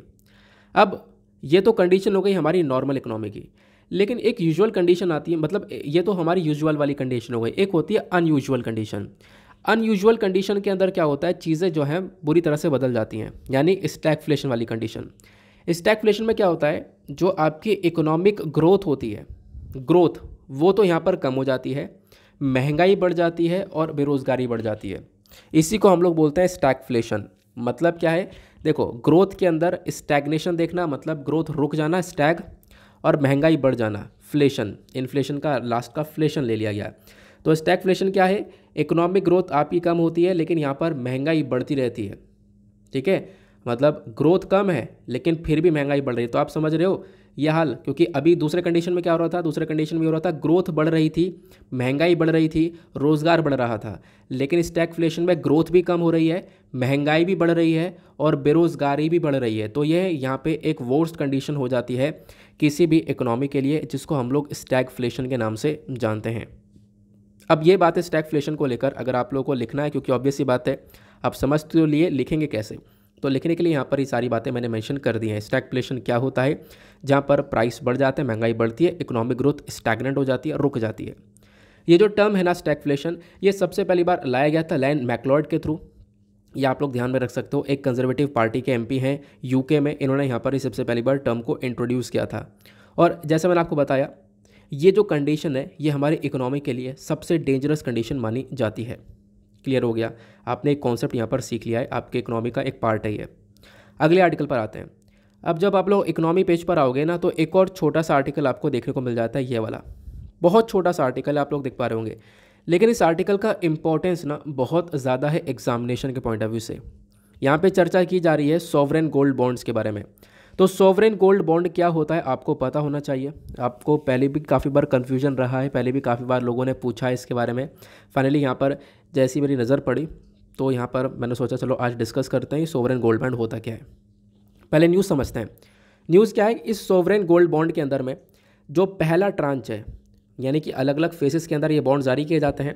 तो 2022-23 के साल के लिए जो पहला ट्रांच है वो यहाँ पर एक तरीके से आप कह सकते हो अवेलेबल होने वाला है जून 20 से। इसको ओपन किया जाएगा 20 जून से, 5 दिन के लिए ओपन होगा। फिर उसके बाद यहाँ पर आप लोग इस बॉन्ड को परचेज़ वगैरह कर सकते हो, गोल्ड में इन्वेस्टमेंट कर सकते हो। अब सर कहोगे समझ में नहीं आ रहा क्या हो रहा है क्या नहीं हो रहा है गोल्ड बॉन्ड के अंदर। आप समझते हैं एक सॉवरेन गोल्ड बॉन्ड स्कीम क्या है, पहले ही समझेंगे फिर उसके बाद और अच्छे से क्लियर हो जाएगा। देखो सॉवरेन गोल्ड बॉन्ड स्कीम को लाया गया था नवंबर 2015 में। अब इसका ऑब्जेक्टिव क्या था, ऑब्जेक्टिव ये था कि फिजिकल गोल्ड की डिमांड को कम कर दिया जाए। अभी आपको सोना चाहिए तो क्या करना है, जाओगे मार्केट से ज्वेलरी की शॉप से गोल्ड को खरीद के यहाँ पर अपने पास पैसा रख लोगे, वो गोल्ड रख लोगे। वो बेसिकली क्या है, आपने गोल्ड में इन्वेस्ट कर दिया है ना। आपने अगर आपसे बोला जाए गोल्ड में इन्वेस्ट कर दो तो कैसे करोगे, गोल्ड खरीद के लेकर आ जाओगे घर पर, वो गोल्ड का इन्वेस्टमेंट हो गया। अब आगे जैसे जैसे गोल्ड के दाम बढ़ेंगे आपके पास वो सोना रखा हुआ है, उसके हिसाब से आपको अमाउंट मिलेगा। ठीक है, लेकिन सॉवरेन गोल्ड बॉन्ड स्कीम को इसीलिए लेकर आया गया है ताकि फिजिकल गोल्ड यानी कि जो आप लोग सोना खरीदने जा रहे हो उसको यहाँ पे कम किया जाए, फिजिकल गोल्ड की डिमांड को रिड्यूस कर दिया जाए। अब फिजिकल गोल्ड की डिमांड को रिड्यूस कर देंगे तो कैसे काम होगा, थोड़ी देर रुको, आगे समझते हैं, ठीक है ना। अब यहाँ पर क्या होगा, आपने भले गोल्ड पे पैसा लगाया है, इन्वेस्टमेंट आपने गोल्ड के अंदर ही किया है, आपको जो आने वाले टाइम पर अमाउंट मिलेगा वो गोल्ड के हिसाब से ही मिलेगा, लेकिन आप यहाँ पर आपको फिजिकल गोल्ड खरीदने की आवश्यकता नहीं है, फिजिकली नहीं खरीद पाओगे, आराम से यहाँ पर आप लोग इन्वेस्टमेंट कर सकते हो। अभी जो गोल्ड बॉन्ड्स हैं ये जारी कौन करता, तो इसको इशू करती है हमारी सरकार, गवर्नमेंट ऑफ इंडिया, प्लस यहाँ पे आप कर सकते हो ये जो इशू किया जाता है गवर्नमेंट ऑफ इंडिया के थ्रू, ये एक एक्ट के अंदर में किया जाता है, गवर्नमेंट सिक्योरिटीज़ एक्ट 2006 के अंदर। होता क्या है, यहाँ पे क्या होता है कि देखो सरकार क्या करती है, एक बॉन्ड जारी करती है, एक पेपर समझ लो, एग्जाम्पल के तौर पर आपको एक पेपर दिया जाएगा, एक पूरा प्रॉपर बॉन्डिंग होगी वहाँ पे। अब वो जो बॉन्ड है वो जारी किए जाएंगे, आप क्या करोगे, वो बेसिकली गोल्ड बॉन्ड होंगे, इस पर गोल्ड बॉन्ड लिखा हुआ होगा। अब यहाँ पे क्या होगा कि आप लोग क्या करोगे, अगर आपको गोल्ड में इन्वेस्ट करना है तो आपने फिजिकल गोल्ड नहीं खरीदना है, आपने क्या करना है, अपना पैसा उठाकर जितने भी हिसाब से जो पैसा देना होगा, आगे मैं आपको बताऊंगा क्या क्या लिमिट रखी गई है, तो वो पैसा सरकार को दे दोगे, वो पैसा सरकार को दे दो, सरकार आपको ये बॉन्ड प्रोवाइड करवा देगी, आपके पास में एक सबूत रहेगा कि हाँ मैंने ये गोल्ड के अंदर इन्वेस्टमेंट कर रखा है, ये गोल्ड बॉन्ड है। अब जैसे जैसे आगे गोल्ड के दाम बढ़ते रहेंगे, प्राइसेस के अंदर फ्लक्चुएशन देखने को मिलेगा, उसी प्रकार से यहाँ पर आपको उसका रिटर्न मिलेगा। प्लस फ़ायदा यहाँ पे यह है, प्लस पॉइंट यह है कि आपको ब्याज भी देगी सरकार, एनुअल बेसिस पर इंटरेस्ट भी मिलेगा। तो बेसिकली कहने का पर्पज़ यह है कि सरकार ने बोला भाई गोल्ड के अंदर इन्वेस्टमेंट करना है तो सोचा सरकार को पैसा दे दो, गवर्नमेंट को आवश्यकता भी है, पैसा दे दो, सरकार उसके बदले में आपको एक सिक्योरिटी देगी जो कि यहाँ पर ये बॉन्ड होगा, ठीक है, ये पेपर आपको मिल जाएगा और आपके पास में पैसा रखा हुआ होगा, आपका मामला भी सारा सेफ हो गया। अब आप लोग यहाँ पर पैसा इन्वेस्ट भी कर चुके गोल्ड के अंदर, इसी को हम लोग यहाँ पर बोलते हैं गोल्ड बॉन्ड, ठीक है ना। तो गोल्ड बॉन्ड इशू कौन करता है, सरकार करती है, लेकिन ध्यान रखना आपसे क्वेश्चन पूछा जा सकता है, क्या सरकार डायरेक्टली इशू करती है, नहीं, सरकार इशू करती है लेकिन रिजर्व बैंक ऑफ इंडिया के बिहाफ में। ऐसे बहुत सारे ट्रिकी क्वेश्चन बनते हैं, आरबीआई के बिहाफ में गवर्नमेंट ऑफ इंडिया यहाँ पर इसको इशू करती है। और ये जो बॉन्ड्स है बेचे कैसे जाते हैं, हमारे कमर्शियल बैंक्स हो गए, कमर्शियल बैंक्स यानी कि जो हमारे पंजाब नेशनल बैंक, जो भी हमारा एचडीएफसी बैंक, ये सारे कमर्शियल बैंक्स हो गए। उसके बाद स्टॉक मार्केट से भी आप लोग आपके टाइम पर गोल्ड में इन्वेस्ट कर सकते हो, है ना, नेशनल स्टॉक एक्सचेंज हो गया, बॉम्बे स्टॉक एक्सचेंज हो गया, एनएससी बीएससी, यहाँ पर भी आप लोग आराम से इन्वेस्टमेंट कर सकते हो। बड़े बड़े ऐप्स के थ्रू आप लोग इन्वेस्टमेंट करते होंगे, वहाँ पे अब तो गोल्ड का सिस्टम भी दे रखा है। बाकी एलिजिबिलिटी की बात करें तो कौन कौन एलिजिबल है, देखो ये बॉन्ड वही खरीद पाएंगे जो कि यहाँ पर आप कह सकते हो कि इंडिया के रेसिडेंट्स होंगे, साथ ही साथ में यहाँ पर आप कह सकते हो हिंदू अनडिवाइडेड फैमिली, या फिर कोई बड़ा ट्रस्ट हो गया, या यूनिवर्सिटीज़ हो गई, या चैरिटेबल इंस्टीट्यूशंस हो गए, ये यहाँ पर बेसिकली ये एलिजिबल हो पाएंगे इस बॉन्ड के अंदर इन्वेस्टमेंट करने के लिए। इन्वेस्टमेंट की लिमिट रखी गई है, ध्यान रखना। अब गोल्ड बॉन्ड जब भी आप लोग परचेज करोगे तो इसके ऊपर एक लिमिट सरकार ने रख दी है। अपर लिमिट क्या रखी गई है, इन्वेस्टर्स के लिए, जो इंडिविजुअल इन्वेस्टर जैसे आप हो, मैं हूँ, ठीक है, हिंदू अनडिवाइडेड फैमिली, कोई भी इन्वेस्टर है यहाँ पे, कोई भी है इंडिविजुअल इन्वेस्टर, ध्यान रखना, अगर उसको इन्वेस्टमेंट करना है तो उसके लिए अपर लिमिट रखी गई है 4 किलोग्राम की, ठीक है, या फिर 4000 यूनिट्स की। तो आप लोग 4 किलोग्राम तक के सोने का पैसा जो है इन्वेस्ट कर सकते हो। अब तो कहोगे कि यार ये तो बहुत पैसा हो गया, इतना तो हमारे पास है नहीं, तो हम कैसे करेंगे, तो इसमें मिनिमम भी रखी गई है। ये मैंने आपको बताया 4 किलोग्राम, ये एक मैक्सिमम लिमिट है। इसकी मिनिमम लिमिट क्या है, वो है 1 ग्राम। तो आप कह सकते हो आप 1 ग्राम सोने के हिसाब से भी पैसा इन्वेस्ट कर सकते हो, करने को मतलब आप 4000 रुपये से भी इन्वेस्टमेंट स्टार्ट कर सकते हो एग्जैक्टली, अगर हम लोग बोले तो ये आपको ध्यान रखना है। मिनिमम कितना है, 1 ग्राम ऑफ गोल्ड के थ्रू यहाँ पे इन्वेस्टमेंट किया जा सकता है, मैक्सिमम 4 किलोग्राम के अकॉर्डिंग यहाँ पे इन्वेस्टमेंट किया जा सकता है। अब ये 4 किलोग्राम जो है अपर लिमिट, ये इंडिविजुअल्स के लिए है, जो भी यहाँ पे ट्रस्ट वगैरह हो गए और ट्रस्ट प्रकार की कुछ और कंपनीज हो गई, उनके लिए जो लिमिट है वो 20 किलोग्राम्स की है। अब ये लिमिट क्यों रखी गई है, कहीं ऐसा ना हो कि लोगों के पास में जो ब्लैक मनी है भर भर के अंदर डाल दें इसके अंदर, तो इसी वजह से लिमिट सेट कर ली गई है। अब ऑब्वियसली बात है, ट्रस्ट है, बड़ी बड़ी एंटिटीज़, उनके पास ज़्यादा पैसा है तो वो ज़्यादा पैसा सरकार को दे पाएंगी, और मतलब एक तरीके से ज़्यादा उनके लिए लिमिट रखी गई है, 20 किलोग्राम्स के आसपास रखी गई है। इतना आपको क्लियर हो गया। अब आती है यहाँ पर एक और बहुत इंपॉर्टेंट बात, क्योंकि ये बात आपको सुनना पड़ेगा, वो यह है कि आपने गोल्ड बॉन्ड के अंदर समझ लो इन्वेस्ट कर दिया, आपने यहाँ पर बॉन्ड ले लिया और सरकार को पैसा दे दिया, आपका इन्वेस्टमेंट हो गया, लेकिन अब आप चाहते हो कि आपको वो पैसा तुरंत मिल जाए, तो ऐसा तो नहीं होगा। इसका एक मैच्योरिटी पीरियड रखा गया है, वो है 8 साल का। 8 साल से पैसे पहले आपको पैसे नहीं मिलेंगे, ध्यान रखना, तो आपको कहोगे यार ये तो एक दिक्कत भी है। हाँ दिक्कत भी है, इसीलिए यहाँ पर इसमें एक एग्जिट ऑप्शन रखा गया है, लेकिन उसमें भी आपको 5 साल वेट करना होगा। ठीक है, आपने आज इन्वेस्टमेंट कर दिया तो 8 साल बाद आपका वो पूरा का पूरा बॉन्ड मैच्योर होगा, जो भी अमाउंट होगा आपको वो मिल जाएगा। लेकिन सपोज़ आपको पहले ही यहाँ पे पैसा निकालना है तो आप 5 साल बाद यहाँ पे एग्जिट कर सकते हो, उससे 5 साल से पहले यहाँ पर कोई टर्म देखने को मिलेगा नहीं। बाकी इसके ऊपर जो सरकार है वो एक इंटरेस्ट रेट, एक फिक्स्ड ब्याज देती है 2.5% पर एनएम के हिसाब से आपको यहाँ पर इंटरेस्ट मिलता है, ये भी ध्यान रखना। बाकी जो इंटरेस्ट होता है गोल्ड बॉन्ड्स के ऊपर वो टैक्सेबल हो सकता है, उसके ऊपर टैक्स काटा जा सकता है इनकम टैक्स एक्ट 1961 के प्रोविजंस का इस्तेमाल करके। तो ये तो हो गई हमारी सॉवरेन गोल्ड बॉन्ड के बारे में A1 to 1 सारी बातें। ध्यान रखना सारे पॉइंट्स इंपॉर्टेंट है क्योंकि ट्रिक वाले क्वेश्चन यहाँ पे बन जाते हैं, तो इस प्रकार से आप लोग यहाँ पर ध्यान रखना। बाकी मैंने आपको बताया ना कि सरकार जो है अलग अलग फेज़ के अंदर इन बॉन्ड्स को लेकर आती है, तो इन बॉन्ड्स के सब्सक्रिप्शन को ओपन किया जाएगा, मतलब इन बॉन्ड्स को आप लोग परचेज कर पाओगे। जो पहला फेज़ है साल 2022-23 का वो ओपन करा जाएगा 20 जून को 5 दिन के लिए। फिर उसके बाद आगे जो सेकंड ट्रांच होगा वो आगे ओपन किया जाएगा अगस्त के अंदर। फिर इसी प्रकार से यहाँ पर आगे ये जो है वो करते जाएंगे। अगर हम लोग पिछले साल की बात करें, साल 2021-22 में पिछले साल जो सॉवरेन गोल्ड बॉन्ड है वो 10 फेज़ के अंदर इशू करे गए थे। सरकार ने 10 फेज़ में इशू करे, लगभग 12,991 करोड़ रुपए के यहाँ पर ये बॉन्ड इशू करे गए थे। मतलब लोगों ने यहाँ पर इनको परचेज़ किया बॉन्ड्स को और उसका पैसा सरकार के पास में आया। क्लियर हुआ? आगे आते हैं नेक्स्ट आर्टिकल की तरफ। देन यहाँ पे एक छोटा सा आर्टिकल आता है, no wild polio strain found says official. मतलब क्या है कि देखो अभी क्या देखने को मिला, जो पोलियो वायरस होता है आपको पता होगा, इसमें एक वाइल्ड पोलियो वायरस होता है और दूसरा यहाँ पर नॉट वाइल्ड होता है। वाइल्ड पोलियो वायरस थोड़ा सा खतरनाक होता है। अब यहाँ पर नॉट वाइल्ड जो पोलियो वायरस है, लेकिन वैक्सीनेटेड ड्राइव पोलियो वायरस आपको देखने को मिलेगा, इसको डिटेक्ट किया गया है। मतलब एक पोलियो वायरस डिटेक्ट किया गया, अब वो कहाँ पे डिटेक्ट किया गया, कोलकाता से डिटेक्ट किया गया है। एक पोलियो वायरस पाया गया है, लेकिन वो खतरनाक वाला नहीं है, ठीक है, वो वाइल्ड पोलियो वायरस नहीं है। आपको यहाँ पर इसके बारे में ध्यान रखना है। तो ये इन्फॉर्मेशन यहाँ पर दी गई है क्योंकि वाइल्ड पोलियो वायरस हम लोग ख़त्म कर चुके हैं। इंडिया को basically polio virus free certificate मिल चुका है, WHO यहाँ पर ये सर्टिफिकेट भारत को दे चुका है। फिर उसके बाद आगे कहानी पूरी की पूरी पोलियो वायरस के बारे में समझाई गई है, वो एक एक पॉइंट मैं आपके साथ में डिस्कस करूँगा। फिलहाल न्यूज़ क्या थी वो तो हम लोगों ने यहाँ पर समझा है।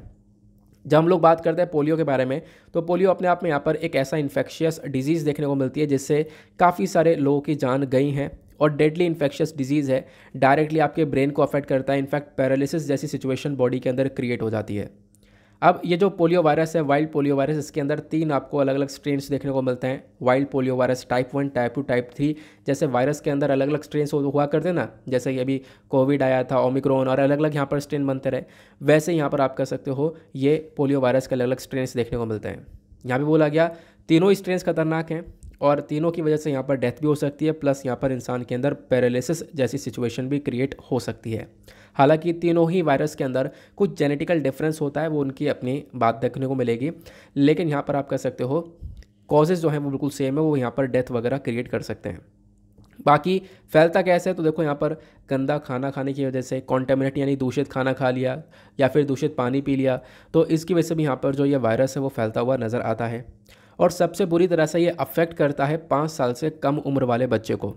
और होता क्या है, जैसे इनके बॉडी के अंदर वो वायरस पहुंचा तो इंटेस्टाइन के अंदर जाकर मल्टीप्लाई होने लगता है, तेज़ी से यहाँ पर बढ़ने लगता है। अब जब बढ़ता है तो डायरेक्टली यहाँ पे हमारे ब्रेन को, नर्वस सिस्टम को अफेक्ट करता है और जिसकी वजह से यहाँ पर बॉडी के अंदर पैरालिसिस हो जाता है। इसके लक्षण क्या हो सकते हैं, तो देखो ये इसमें एक परेशानी वाली बात भी है कि बहुत सारे जो लोग हैं उनको यहाँ पर कुछ भी लक्षण फील ही नहीं होते, मतलब वो बीमारी फील नहीं करते, और कुछ के अंदर यहाँ पर काफ़ी तेज़ी से लक्षण देखने को मिलते हैं, जैसे कि यहाँ पर बुखार, थकान, सर में दर्द, शरीर में दर्द, हाथ पैर में दर्द। फिर उसके बाद में कुछ केसेस, मतलब कुछ रेयर केसेस निकल कर आते हैं जहाँ पे क्या होता है कि पोलियो इन्फेक्शन की वजह से मसल फंक्शन काम करना ही बंद कर देता है, जिसको हम लोग यहाँ पे पैरालिसिस बोलते हैं। ये हम लोगों ने ऑलरेडी डिस्कस कर लिया है। उसके बाद प्रिवेंशन और क्योर के बारे में चर्चा करें तो प्रॉपर यहाँ पे कोई प्रिवेंशन नहीं है, लेकिन यहाँ पे हम लोग क्या करते हैं, एक पोलियो ड्रॉप्स देते हैं, आपको पता होगा। इम्यूनाइजेशन यहाँ पे लोग, बच्चों की इम्यूनिटी के ऊपर यहाँ पे काम किया जाता है। स्टार्टिंग में ही यहाँ पर उनको ये पोलियो ड्रॉप्स वगैरह दी जाती हैं। उसमें यहाँ पर आप देख पाओगे एक है ओरल पोलियो वैक्सीन करके, OPV करके, ठीक है, ये यहाँ पर बच्चों को दी जाती है स्टार्टिंग में। जब बच्चा यहाँ पर, उसको 3 डोजेस दी जाती हैं 6, 10 और 14 सप्ताह के अंदर अंदर, वो यहाँ पर बताया गया, जब बच्चा 16 से 24 महीने का होता है। देन उसके बाद यहाँ पर इंजेक्टेबल दूसरा जो वैक्सीन होता है वो है इंजेक्टेबल पोलियो वैक्सीन, ठीक है, इसको भी हम लोग यहाँ पे प्रोवाइड करवाते हैं। ये वैक्सीन यहाँ पर दी जाती है इम्यूनाइजेशन प्रोग्राम के अंडर में, यूनिवर्सल इम्यूनाइजेशन प्रोग्राम के अंडर में, क्योंकि हमने पोलियो को ख़त्म करने के लिए काफ़ी सारे प्रोग्राम्स अलग अलग चलाए हैं। बाकी इंडिया और पोलियो का अगर कनेक्शन देखें तो इंडिया पोलियो फ्री एक तरीके से डिक्लेयर कर दिया गया था, मतलब भारत के अंदर कोई भी पोलियो के केसेस नहीं देखने को मिलेंगे। इंडिया को पोलियो फ्री सर्टिफिकेट दिया था WHO ने साल 2014 में। इसको लेकर बहुत सारे क्वेश्चन अलग अलग एग्जामिनेशन में पूछे गए। उसके बाद यहाँ पर आप कह सकते हो क्या मेंशन किया गया, अगर हम लोग बात करें भारत के अंदर सक्सेसफुली बहुत सारे प्रोग्राम्स चलाए गए। जो आखिरी वाइल्ड पोलियो वायरस देखा गया था, यहाँ पे ध्यान रखना वाइल्ड पोलियो वायरस के बारे में चर्चा की जा रही, जो काफ़ी खतरनाक है। जो आखिरी वाइल्ड पोलियो वायरस भारत के अंदर डिटेक्ट किया गया था वो डिटेक्ट किया गया था 13 जनवरी 2011 में। उसके बाद 3 साल तक देखा गया कोई केस निकल कर नहीं आया, तो 3 साल बाद 2014 के अंदर WHO ने भारत को पोलियो फ्री सर्टिफिकेशन प्रोवाइड करवा दिया। बाकी दुनिया भर के अंदर और प्लस इंडिया के अंदर भी पोलियो को ख़त्म करने के लिए बहुत सारे स्टेप्स उठाए जा रहे हैं। जैसे कि अगर हम लोग बात करें दुनिया की, तो यहाँ पर इन्होंने अलग अलग प्रोग्राम्स को लॉन्च किया है। ग्लोबल पोलियो एरिडिकेशन इनिशिएटिव यहाँ पर चलाया गया है WHO के थ्रू। उसके बाद जब हम लोग पोलियो के बारे में चर्चा करते हैं तो एक वर्ल्ड पोलियो डे भी ऑब्जर्व किया जाता है। हर साल 24 अक्टूबर को वर्ल्ड पोलियो डे ऑब्जर्व करते हैं ताकि हम लोगों के अंदर जागरूकता फैला सकें इस बीमारी के बारे में। और इंडिया की बात करें तो इंडिया के अंदर भी हम लोग पोलियो को ख़त्म करने के लिए अलग अलग प्रोग्राम्स चला रहे हैं। जैसे कि एक पल्स पोलियो प्रोग्राम होता है, इसको स्टार्ट किया गया था ताकि हम लोग यहाँ पर क्या कर सकें, काफ़ी सारे लोगों को ओरल पोलियो वैक्सीन दे सकें। उसके बाद इंटेंसिफाइड मिशन इंद्रधनुष 2.0 चलाया गया था, इसको लेकर क्वेश्चन बन चुका है इंद्रधनुष को लेकर। तो ये भी यहाँ पर एक नेशन वाइड इम्यूनाइजेशन आपको ये देखने को मिलता है ना। तो यहाँ पर आप कह सकते हो पूरे कंट्री में बेसिकली यहाँ पर बच्चों के इम्यूनिटी के ऊपर यहाँ पर वर्क किया जाता है। देन उसके बाद में एक यूनिवर्सल इम्यूनाइजेशन प्रोग्राम देखने को मिलेगा, इसको 1985 में लॉन्च किया गया था ताकि अगेन क्या कर सकें हम लोग यहाँ पर इम्यूनाइजेशन को बढ़ा सकें पूरे देश भर में। ये आपको कुछ बातें जो कि ध्यान रखनी है। अभी जो ये वाइल्ड पोलियो वायरस जो देखने को मिलता है ना, ये इंडिया में तो नहीं है, इंडिया में नहीं है, लेकिन हमारे पड़ोसी देशों में देखने को मिल जाता है। पड़ोसी देश कौन कौन से हो गए, पाकिस्तान, अफगानिस्तान के अंदर अभी भी ये वाइल्ड पोलियो वायरस टाइप 1 वाला जो है वो देखने को मिलता है। बाकी सारी बातें जो मैंने आपको बताई हैं वो सब यहाँ पे लिखी हुई हैं कि दूषित खाना या फिर दूषित पानी की वजह से फैल सकता है, नर्वस सिस्टम को अफेक्ट कर सकता है, पैरालिसिस कर सकता है, वो बातें आप लोग देख पा रहे होंगे यहाँ पे लिखी हुई हैं। वो सारी बातें मैंने आपको लिखित में प्रोवाइड करवा दी हैं, अपने पास इसको स्टोर करके रखना। आगे आते हैं, देन उसके बाद आते हैं एडिटोरियल डिस्कशन पर। देखेंगे आज के इंपॉर्टेंट एडिटोरियल्स को। एक एडिटोरियल यह है बुलडोज़र को लेकर चर्चा कर रहा है, जैसे मैंने आपको बताया था, इसके बारे में वैसे मैं चर्चा कर चुका हूँ, मैं आपको बताता हूँ। बाकी एडिटोरियल काम के नहीं है। फ्राइडे में होता क्या है, यहाँ पर आप देख पाओगे अगले पेपर पर एक इंटरव्यू पोस्ट होता है, और ये इंटरव्यू भी आपको यहाँ पे पढ़ना चाहो तो पढ़ सकते हो, अदरवाइज़ इसको भी आप लोग स्किप कर सकते हो। तो फ्राइडे में वैसे भी हमारा दूसरा पेज खाली आता है, तो फ्राइडे और सैटरडे में एडिटोरियल्स काफ़ी कम होते हैं, संडे में आते ही नहीं है। लेकिन फ्राइडे में टेक्स्ट एंड कॉन्टेक्स्ट आता है। टेक्स्ट एंड कॉन्टेक्स्ट पर ये जो पेज होता है ये एडिटोरियल से भी कहीं गुना ज़्यादा इंपॉर्टेंट होता है। अपने दिमाग में इस बात को अच्छे से बैठा लेना, क्योंकि यहाँ पे आप देख पाओगे काफ़ी सारे क्वेश्चंस हैं, क्योंकि अभी यहाँ पे रिसेंट टाइम पे ही टेक्स्ट और कॉन्टेक्स्ट यहाँ पे दही ने चालू किया है। आने वाले टाइम पर देखना जो क्वेश्चन आएंगे वो डेफिनेटली इन वाले पोर्शन से बहुत सारे बन के निकल कर आएंगे। आने वाले जो पेपर हैं वो हमें बताने वाले हैं, क्योंकि आर्टिकल इतने ज़बरदस्त आते हैं, आप लोगों ने भी देखा होगा। हम लोग रेगुलर बेसिस पर text and context plus editorial वगैरह सभी चीज़ हम लोग कवर करते रहते हैं। तो यहाँ पे ये वाला जो पेपर पर है ये 2 आर्टिकल हैं।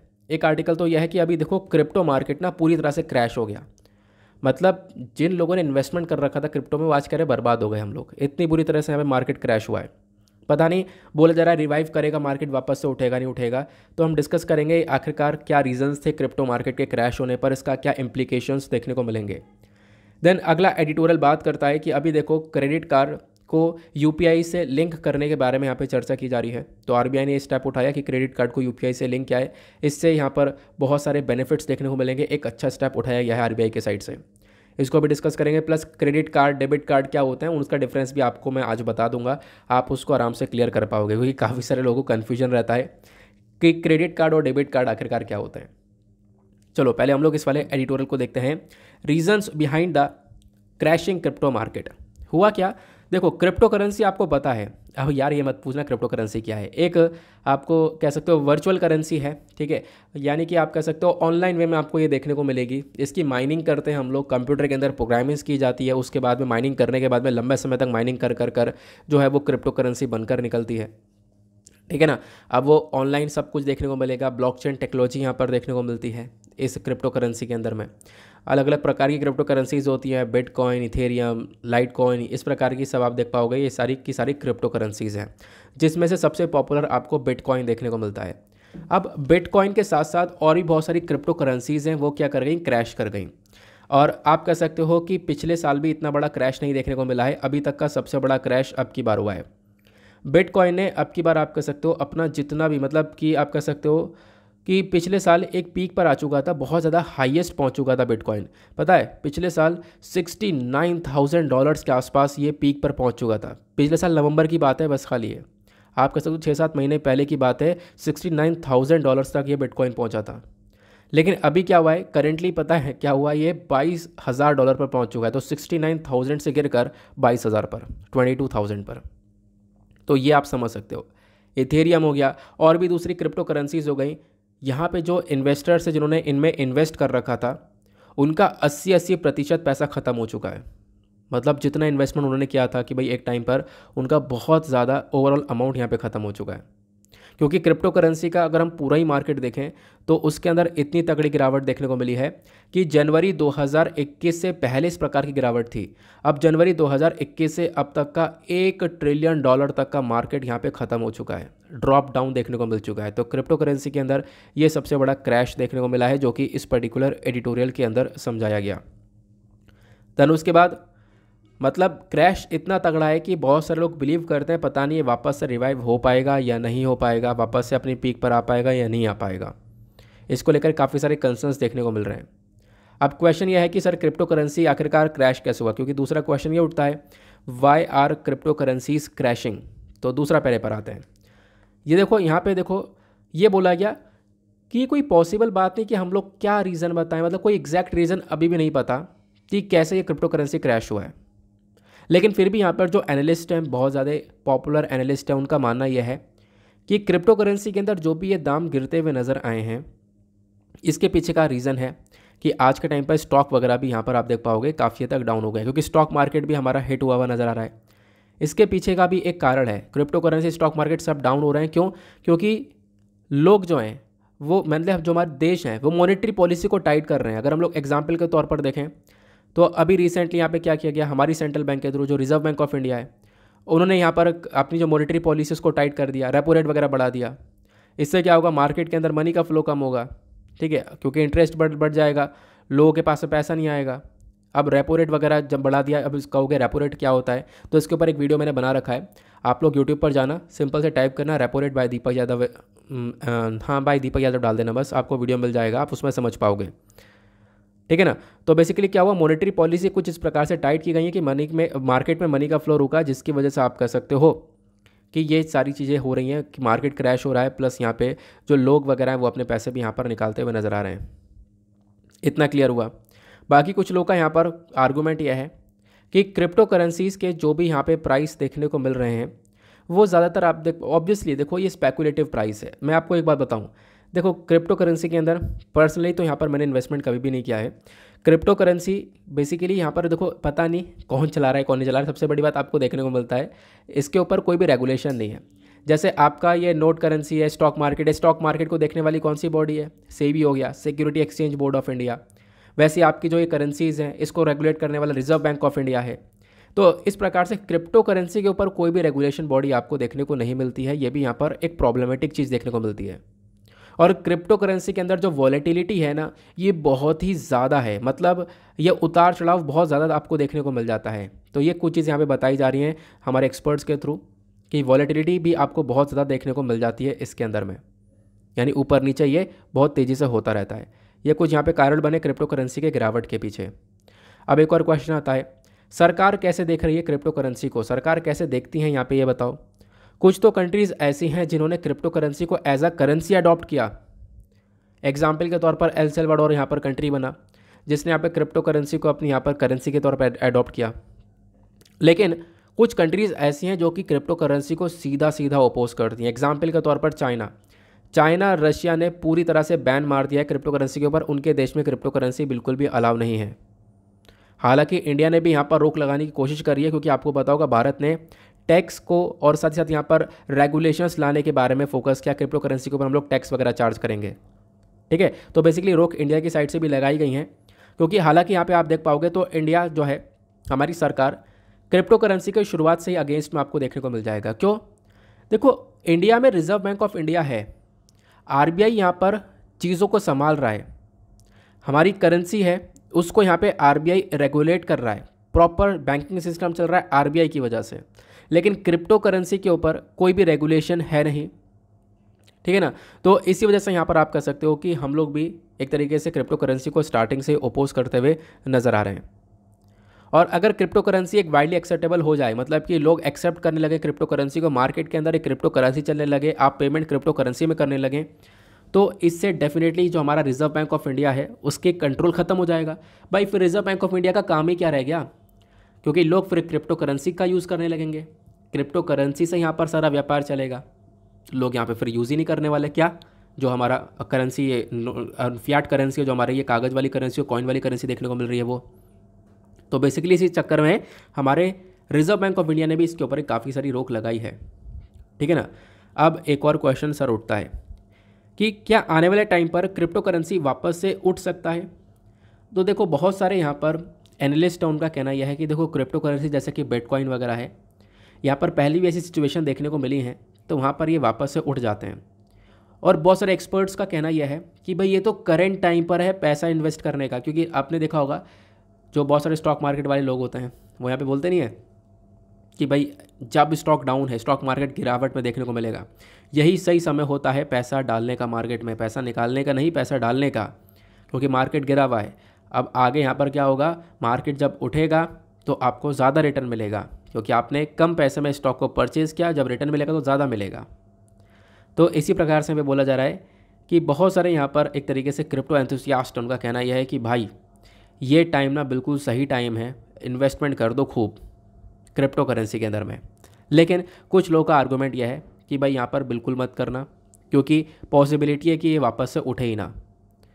और आर्गूमेंट ये भी है कि देखो क्रिप्टो करेंसी, जैसे आप लोग यहाँ पर इन्वेस्टमेंट वगैरह कर रहे हो, आप लोग गोल्ड के अंदर इन्वेस्टमेंट कर सकते हो, जो आपका सोना है गोल्ड वगैरह के अंदर, वो ज़्यादा इन्वेस्टमेंट ज़्यादा बेटर रहेगा। अगर आप लोग यहाँ पे कंपैरिजन कर रहे हो गोल्ड और क्रिप्टो करेंसी का, तो दोनों कंपैरिजन करना बेकार है। यहाँ पर आप कह सकते हो गोल्ड वगैरह ज़्यादा बेटर रहने वाला है, ऐसा यहाँ पे लोगों का कहना है।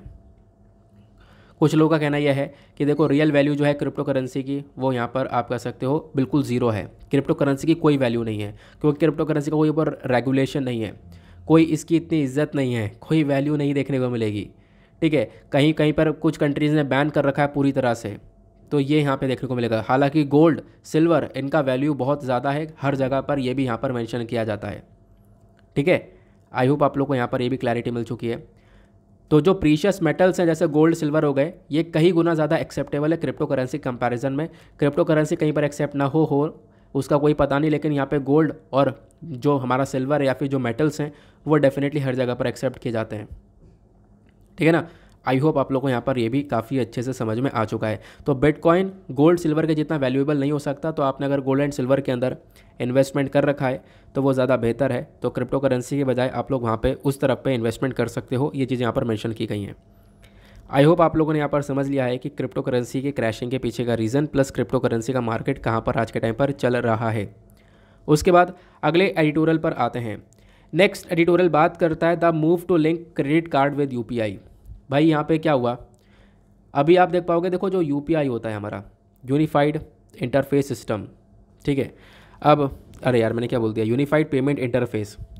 तो यूपीआई देखो लंबे समय से हम लोग यूज़ कर रहे हैं और यूपीआई बहुत ज़्यादा पॉपुलर मोड बन चुका है इंडिया का।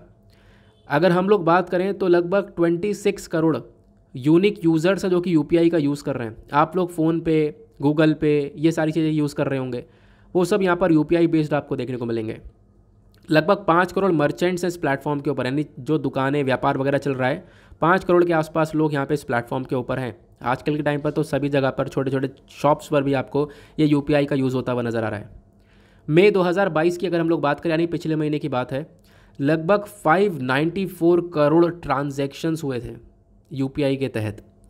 मतलब 10.4 लाख करोड़ रुपए का प्रोसेसिंग हुआ था इस इंटरफेस से। कितने ट्रांजैक्शन हुए हैं वो हमें पता चल जाता है। तो मई के महीने का ट्रांजैक्शन इतने हुए थे।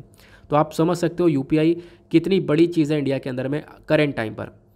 प्रेजेंट टाइम पर अगर हम लोग बात करें, यूपीआई के थ्रू जो ट्रांजैक्शन होता है वो सिर्फ और सिर्फ अभी आप लोग डेबिट कार्ड से कर सकते हो। ठीक है, सिर्फ और सिर्फ डेबिट कार्ड से। क्रेडिट कार्ड का अलाउ नहीं किया था, लेकिन अभी यहाँ पर यूपीआई को क्रेडिट कार्ड से लिंक किया जा रहा है। मतलब कि देखो, आपके फ़ोन में सारा अकाउंट डला हुआ है, आपके पास में डेबिट कार्ड है, तो आप यूपीआई के तहत आराम से पेमेंट कर सकते हो। लेकिन अगर आपके पास में क्रेडिट कार्ड है तो अभी आप यूपीआई से पेमेंट नहीं कर सकते, क्योंकि क्रेडिट कार्ड को अलाउ नहीं किया है। तो वही यहाँ पर चीज़ को अलाउ अब कर दिया गया। आरबीआई यहाँ पर बोलता है कि अब यहाँ पे हम लोग ये कर रहे हैं, यूपीआई को क्रेडिट कार्ड से लिंक कर देंगे। तो हाँ, या फिर आप कह सकते हो कि यूपीआई के प्लेटफॉर्म पर क्रेडिट कार्ड लिंक हो जाएगा। तो अब आप लोग पेमेंट जो है, पहले डेबिट कार्ड से सब लोग कर पा रहे थे, अब क्रेडिट कार्ड से भी कर पाएंगे। अब एक क्वेश्चन तो दिमाग में घूम रहा होगा बहुत तेज़ी से, जिनको क्लियर है वो तो समझ गए होंगे, लेकिन जिनको क्लियर नहीं उनके दिमाग में घूम रहा होगा, ये क्रेडिट कार्ड डेबिट कार्ड क्या है, दोनों, इन दोनों के बीच का डिफरेंस हमें नहीं समझ में आया। चलो मैं आप लोगों को दोनों के बीच का डिफरेंस समझाता हूँ, एग्जैक्टली क्या डिफरेंस देखने को मिलता है। देखो, एक डेबिट कार्ड होता है, एक क्रेडिट कार्ड होता है। दोनों के बीच का डिफरेंस आपको मैं समझाता हूँ। डेबिट कार्ड मिल जाता है, क्रेडिट कार्ड इतनी आसानी से नहीं मिलता, सबसे पहली चीज़। दूसरी चीज़, जब हम लोग बात करते हैं डेबिट कार्ड की, तो डेबिट कार्ड में क्या होता है, देखो मान लो आपका बैंक अकाउंट है, ठीक है, आपको एटीएम कार्ड वगैरह मिलता है, वो डेबिट कार्ड ही देखने को मिलता है, डेबिट कार्ड मेजरली मिलता है। होता क्या है, आपका जो भी सेविंग अकाउंट है, करंट अकाउंट है, जहाँ पे भी आप लोग पैसा रख रहे हो, ठीक है, तो डेबिट कार्ड का जो मतलब आप कह सकते हो कि उन्हीं पैसों का आप लोग इस्तेमाल कर सकते हो उस डेबिट कार्ड के अंदर। मतलब आपके अकाउंट के अंदर जितना भी पैसा है, सेविंग अकाउंट्स हो गए या करंट अकाउंट हो गए, जितना ही पैसा, मान लो 10,000 रुपये, 20,000 रुपये, तो आप डेबिट कार्ड का यूज़ करके अपने सेविंग और करंट अकाउंट के अमाउंट को यूज़ कर सकते हो। लेकिन क्रेडिट कार्ड में क्या होता है, क्रेडिट कार्ड में आप उधार लेते हो बैंक से। क्रेडिट कार्ड में एक लिमिट सेट की जाती है बैंक के साइड में, बैंक के साइड से। तो क्रेडिट कार्ड अगर आप लोग को बैंक देता है, पहले कुछ टर्म्स एंड कंडीशंस होती हैं, उसके बाद में क्रेडिट कार्ड मिलता है। फिर मिलता है तो इसके अंदर कोई कैश नहीं है, आप लोग यहाँ पर बैंक से डायरेक्टली बोरो करते हो अमाउंट, ठीक है ना। अभी मैं आपको समझाऊंगा आगे, डोंट वरी। अब देखो होता क्या है, अब आपके बैंक के अकाउंट के अंदर खुद का पैसा, सेविंग अकाउंट है, करंट अकाउंट है, आपने वो पैसा खर्च किया, आप उसके ऊपर किसका ब्याज देना, कुछ इंटरेस्ट वगैरह देना है, नहीं देना ना। लेकिन क्रेडिट कार्ड में क्या होता है कि जो बैंक है, बैंक से आपने बोरो किया, क्रेडिट कार्ड मतलब आप क्या करते हो, मान लो कहीं पर हो, उस क्रेडिट कार्ड के अंदर फैसिलिटी ये है कि आप बैंक से बोरो कर सकते हो। बैंक आपको लिमिट देगा कि महीने में आप 50,000 रुपये, यहाँ पर ये लिमिट, ये एक लिमिट है, आप इतना पैसा खर्च कर सकते हो। आपके पास पैसा हो या ना हो, अगर आपके पास में क्रेडिट कार्ड है तो आप लोग यहाँ पर उतना पैसा खर्च कर सकते हो। आपको बैंक यहाँ पर ये लोन देता है, एक तरीके से बोरो कर लेते हो आप बैंक से। तो अब ऑब्वियस सी बात है, लोन लिया है, बोरो किया है, तो उसके ऊपर इंटरेस्ट भी चार्ज किया जाता है, ब्याज दिया जाता है अगर पेमेंट लेट हो जाती है तो। क्योंकि ऑब्वियस सी बात है, आपने पेमेंट लिया है, आपको यहाँ पे 30 से 40 डेज़ का टाइम मिला है, और 30 से 40 डेज़ में अगर आप लोगों ने पैसा दे दिया तो ठीक है, अगर लेट हो जाता है तो आपको इंटरेस्ट रेट बहुत ज़्यादा देना पड़ता है, ब्याज देना पड़ता है बैंक को।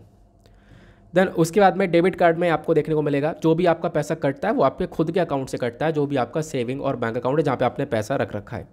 लेकिन क्रेडिट कार्ड के अंदर क्या होता है, जो पैसा है वो आप लोग यहाँ पर बोरो करते हो, किससे, एक बैंक से, और वो बैंक आपको वो पैसा दे रहा होता है। अब उसके बाद एक और इम्पोर्टेंट चीज़ आपको देखने को मिल जाएगी, डेबिट कार्ड के लिए कोई भी स्पेसिफिक एलिजिबिलिटी क्राइटेरिया नहीं है। अब तो यहाँ पर आप लोग एक तरीके से बैंक अकाउंट ओपन करवाने जाते हो, उसके साथ ही कार्ड मिल जाता है। लेकिन क्रेडिट कार्ड के लिए बहुत सारी चीज़ें चाहिए होती है, आपकी एलिजिबिलिटी कंडीशंस चाहिए होती है, इनकम कितनी है, इनकम के हिसाब से, एज कितनी है, उसके हिसाब से क्रेडिट कार्ड दिया जाता है। और क्रेडिट कार्ड के अंदर एक लिमिट सेट की जाती है, लिमिट कि भाई आपको इतना रुपए तक दे सकते हैं। यहाँ पे मंथली आपको 25,000, मंथली आपको यहाँ पे 15,000, मंथली आपको 3 लाख तक की यहाँ पे लिमिट तक आप कह सकते हो कि ये क्रेडिट कार्ड के अंदर अमाउंट मिल जाता है। बताओ आपके पास में जेब में पैसा नहीं है, आपके अकाउंट में कोई भी रुपया नहीं है, लेकिन आपके पास में क्रेडिट कार्ड, ऑब्वियस सी बात है कंडीशंस पर मिला है तो क्रेडिट कार्ड है आपके पास में, तो क्रेडिट कार्ड का यूज़ करके आप लोग यहाँ पर ये पैसा यूज़ कर सकते हो, ठीक है ना। अब जब पैसा आएगा आपके पास में तो वो पैसा बैंक को दे देना, अगर लेट कर देते हो तो बैंक उसके ऊपर ब्याज लेगा। तो ये यहाँ पे कार्ड का सिस्टम हो जाता है। क्लियर हुआ। स्पेंडिंग लिमिट होती है। अब यहाँ पे देखो ऑब्वियस ही बात है, आपका जब डेबिट कार्ड की बात करते हैं तो करंट और सेविंग अकाउंट, जितना पैसा आपका अकाउंट में होगा, मान लो 10,000 है, तो आप जब खर्च करोगे तो 10,000 है तो खर्च कर पाओगे, या 15,000 खर्च कर दोगे, अकाउंट में जितना है उतना ही तो खर्च करोगे। लेकिन क्रेडिट कार्ड के अंदर यहाँ पर आप कर सकते हो, आप ज़्यादा खर्च कर सकते हो। आपको शॉपिंग करनी है 10,000 की, आप 15,000 खर्च कर सकते हो, 20,000 खर्च कर सकते हो, जितनी आपकी यहाँ पर बैंक की साइड से लिमिट सेट की गई होगी। लेकिन टाइमली यहाँ पर वापस से उसको रीपे करना होगा बैंक को, अदरवाइज़ यहाँ पर अगर लेट हो जाता है तो इंटरेस्ट रेट बहुत ज़्यादा हाईएस्ट लगता है, ठीक है ना। तो ये चीज़ आपको देखने को मिल जाती हैं। आई होप आप लोग को यहाँ पर डेबिट कार्ड और क्रेडिट कार्ड में क्लैरिटी मिल चुकी है। बाकी एक और सबसे बड़ा कंसर्न देखने को मिलता है, मतलब सबसे बड़ा डिफरेंस ये देखने को मिलता है, जब आप लोग डेबिट कार्ड लेते हो, डेबिट कार्ड से एटीएम से जब पैसा निकालते हो तो आपको कोई भी चार्ज नहीं देना होता, और क्रेडिट कार्ड से जब भी पैसा निकालोगे, विड्रॉ करोगे कैश को, तो यहाँ पे एक पेनल्टी कटती है। तो इस वजह से यहाँ पे बोला जाता है कि भाई क्रेडिट कार्ड से जो पेमेंट है वो ऑनलाइन कर दो, कैश कभी मत निकालो, कैश निकालोगे तो यहाँ पर एक पेनल्टी चार्ज आता है, ये ध्यान रखना। तो क्रेडिट कार्ड डेबिट कार्ड समझ में आ गया। तो डेबिट कार्ड अभी तक हमारा यूपीआई सिस्टम से लिंक था, अब क्या बात की जा रही है कि हम लोग क्रेडिट कार्ड को लिंक कर देंगे अपने यूपीआई सिस्टम के साथ में। अब यूपीआई क्या है मैंने आपको अभी थोड़ी देर पहले बताया, क्योंकि हम लोग लगातार काफ़ी बड़े प्लेटफॉर्म को लेकर आगे बढ़ रहे हैं। देन उसके बाद यहाँ पर देखो अब क्या होगा, ये आरबीआई क्या करेगा, कुछ इंस्ट्रक्शंस वगैरह देगा एनपीसीआई को। एनपीसीआई एक ऐसी बॉडी है जो कि हमारे पूरे, आप कह सकते हो कि जो ट्रांजैक्शन है सारा का सारा वो यहाँ पर एनपीसीआई ही संभालती है, ठीक है ना। एनपीसीआई एक अम्ब्रेला बॉडी, एनपीसीआई के अंडर में ये सारी चीज़ें आती हैं। एनपीसीआई मतलब national payment corporation of India, एक अम्ब्रेला ऑर्गेनाइजेशन है।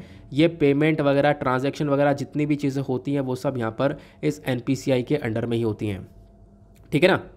तो यहाँ पे बोला गया कि भैया आप शुरुआत कर रहे हैं हम लोग किस चीज़ के लिए, कि जो क्रेडिट कार्ड होगा, और ध्यान रखना क्रेडिट कार्ड कौन सा होने वाला है, RuPay credit card. Credit card भी अलग अलग होते हैं, डेबिट कार्ड भी बहुत सारी कंपनीज़ के आते हैं, आपको पता होगा, लेकिन हम लोग रुपे के बारे में चर्चा करें तो आप कहोगे रुपे क्यों, क्योंकि रुपे एक ऐसा कार्ड है जो कि भारत का इंडिजीनियस ने, हमने खुद ने बनाया है। बाकी जो क्रेडिट कार्ड्स, डेबिट कार्ड है वो यहाँ पे दूसरी कंपनीज़ के, बाहर की कंपनीज़ के देखने को मिल जाते हैं, लेकिन ये जो है रुपे वाला, ये हमारी कंट्री का खुद का है, ठीक है ना। तो इंडिजीनियस रुपे कार्ड को लिंक किया जाएगा यूपीआई प्लेटफॉर्म से, ये हमारे पास इन्फॉर्मेशन आ चुकी है। बाकी वीज़ा, मास्टर कार्ड को अभी के लिए अलाउ नहीं किया गया है।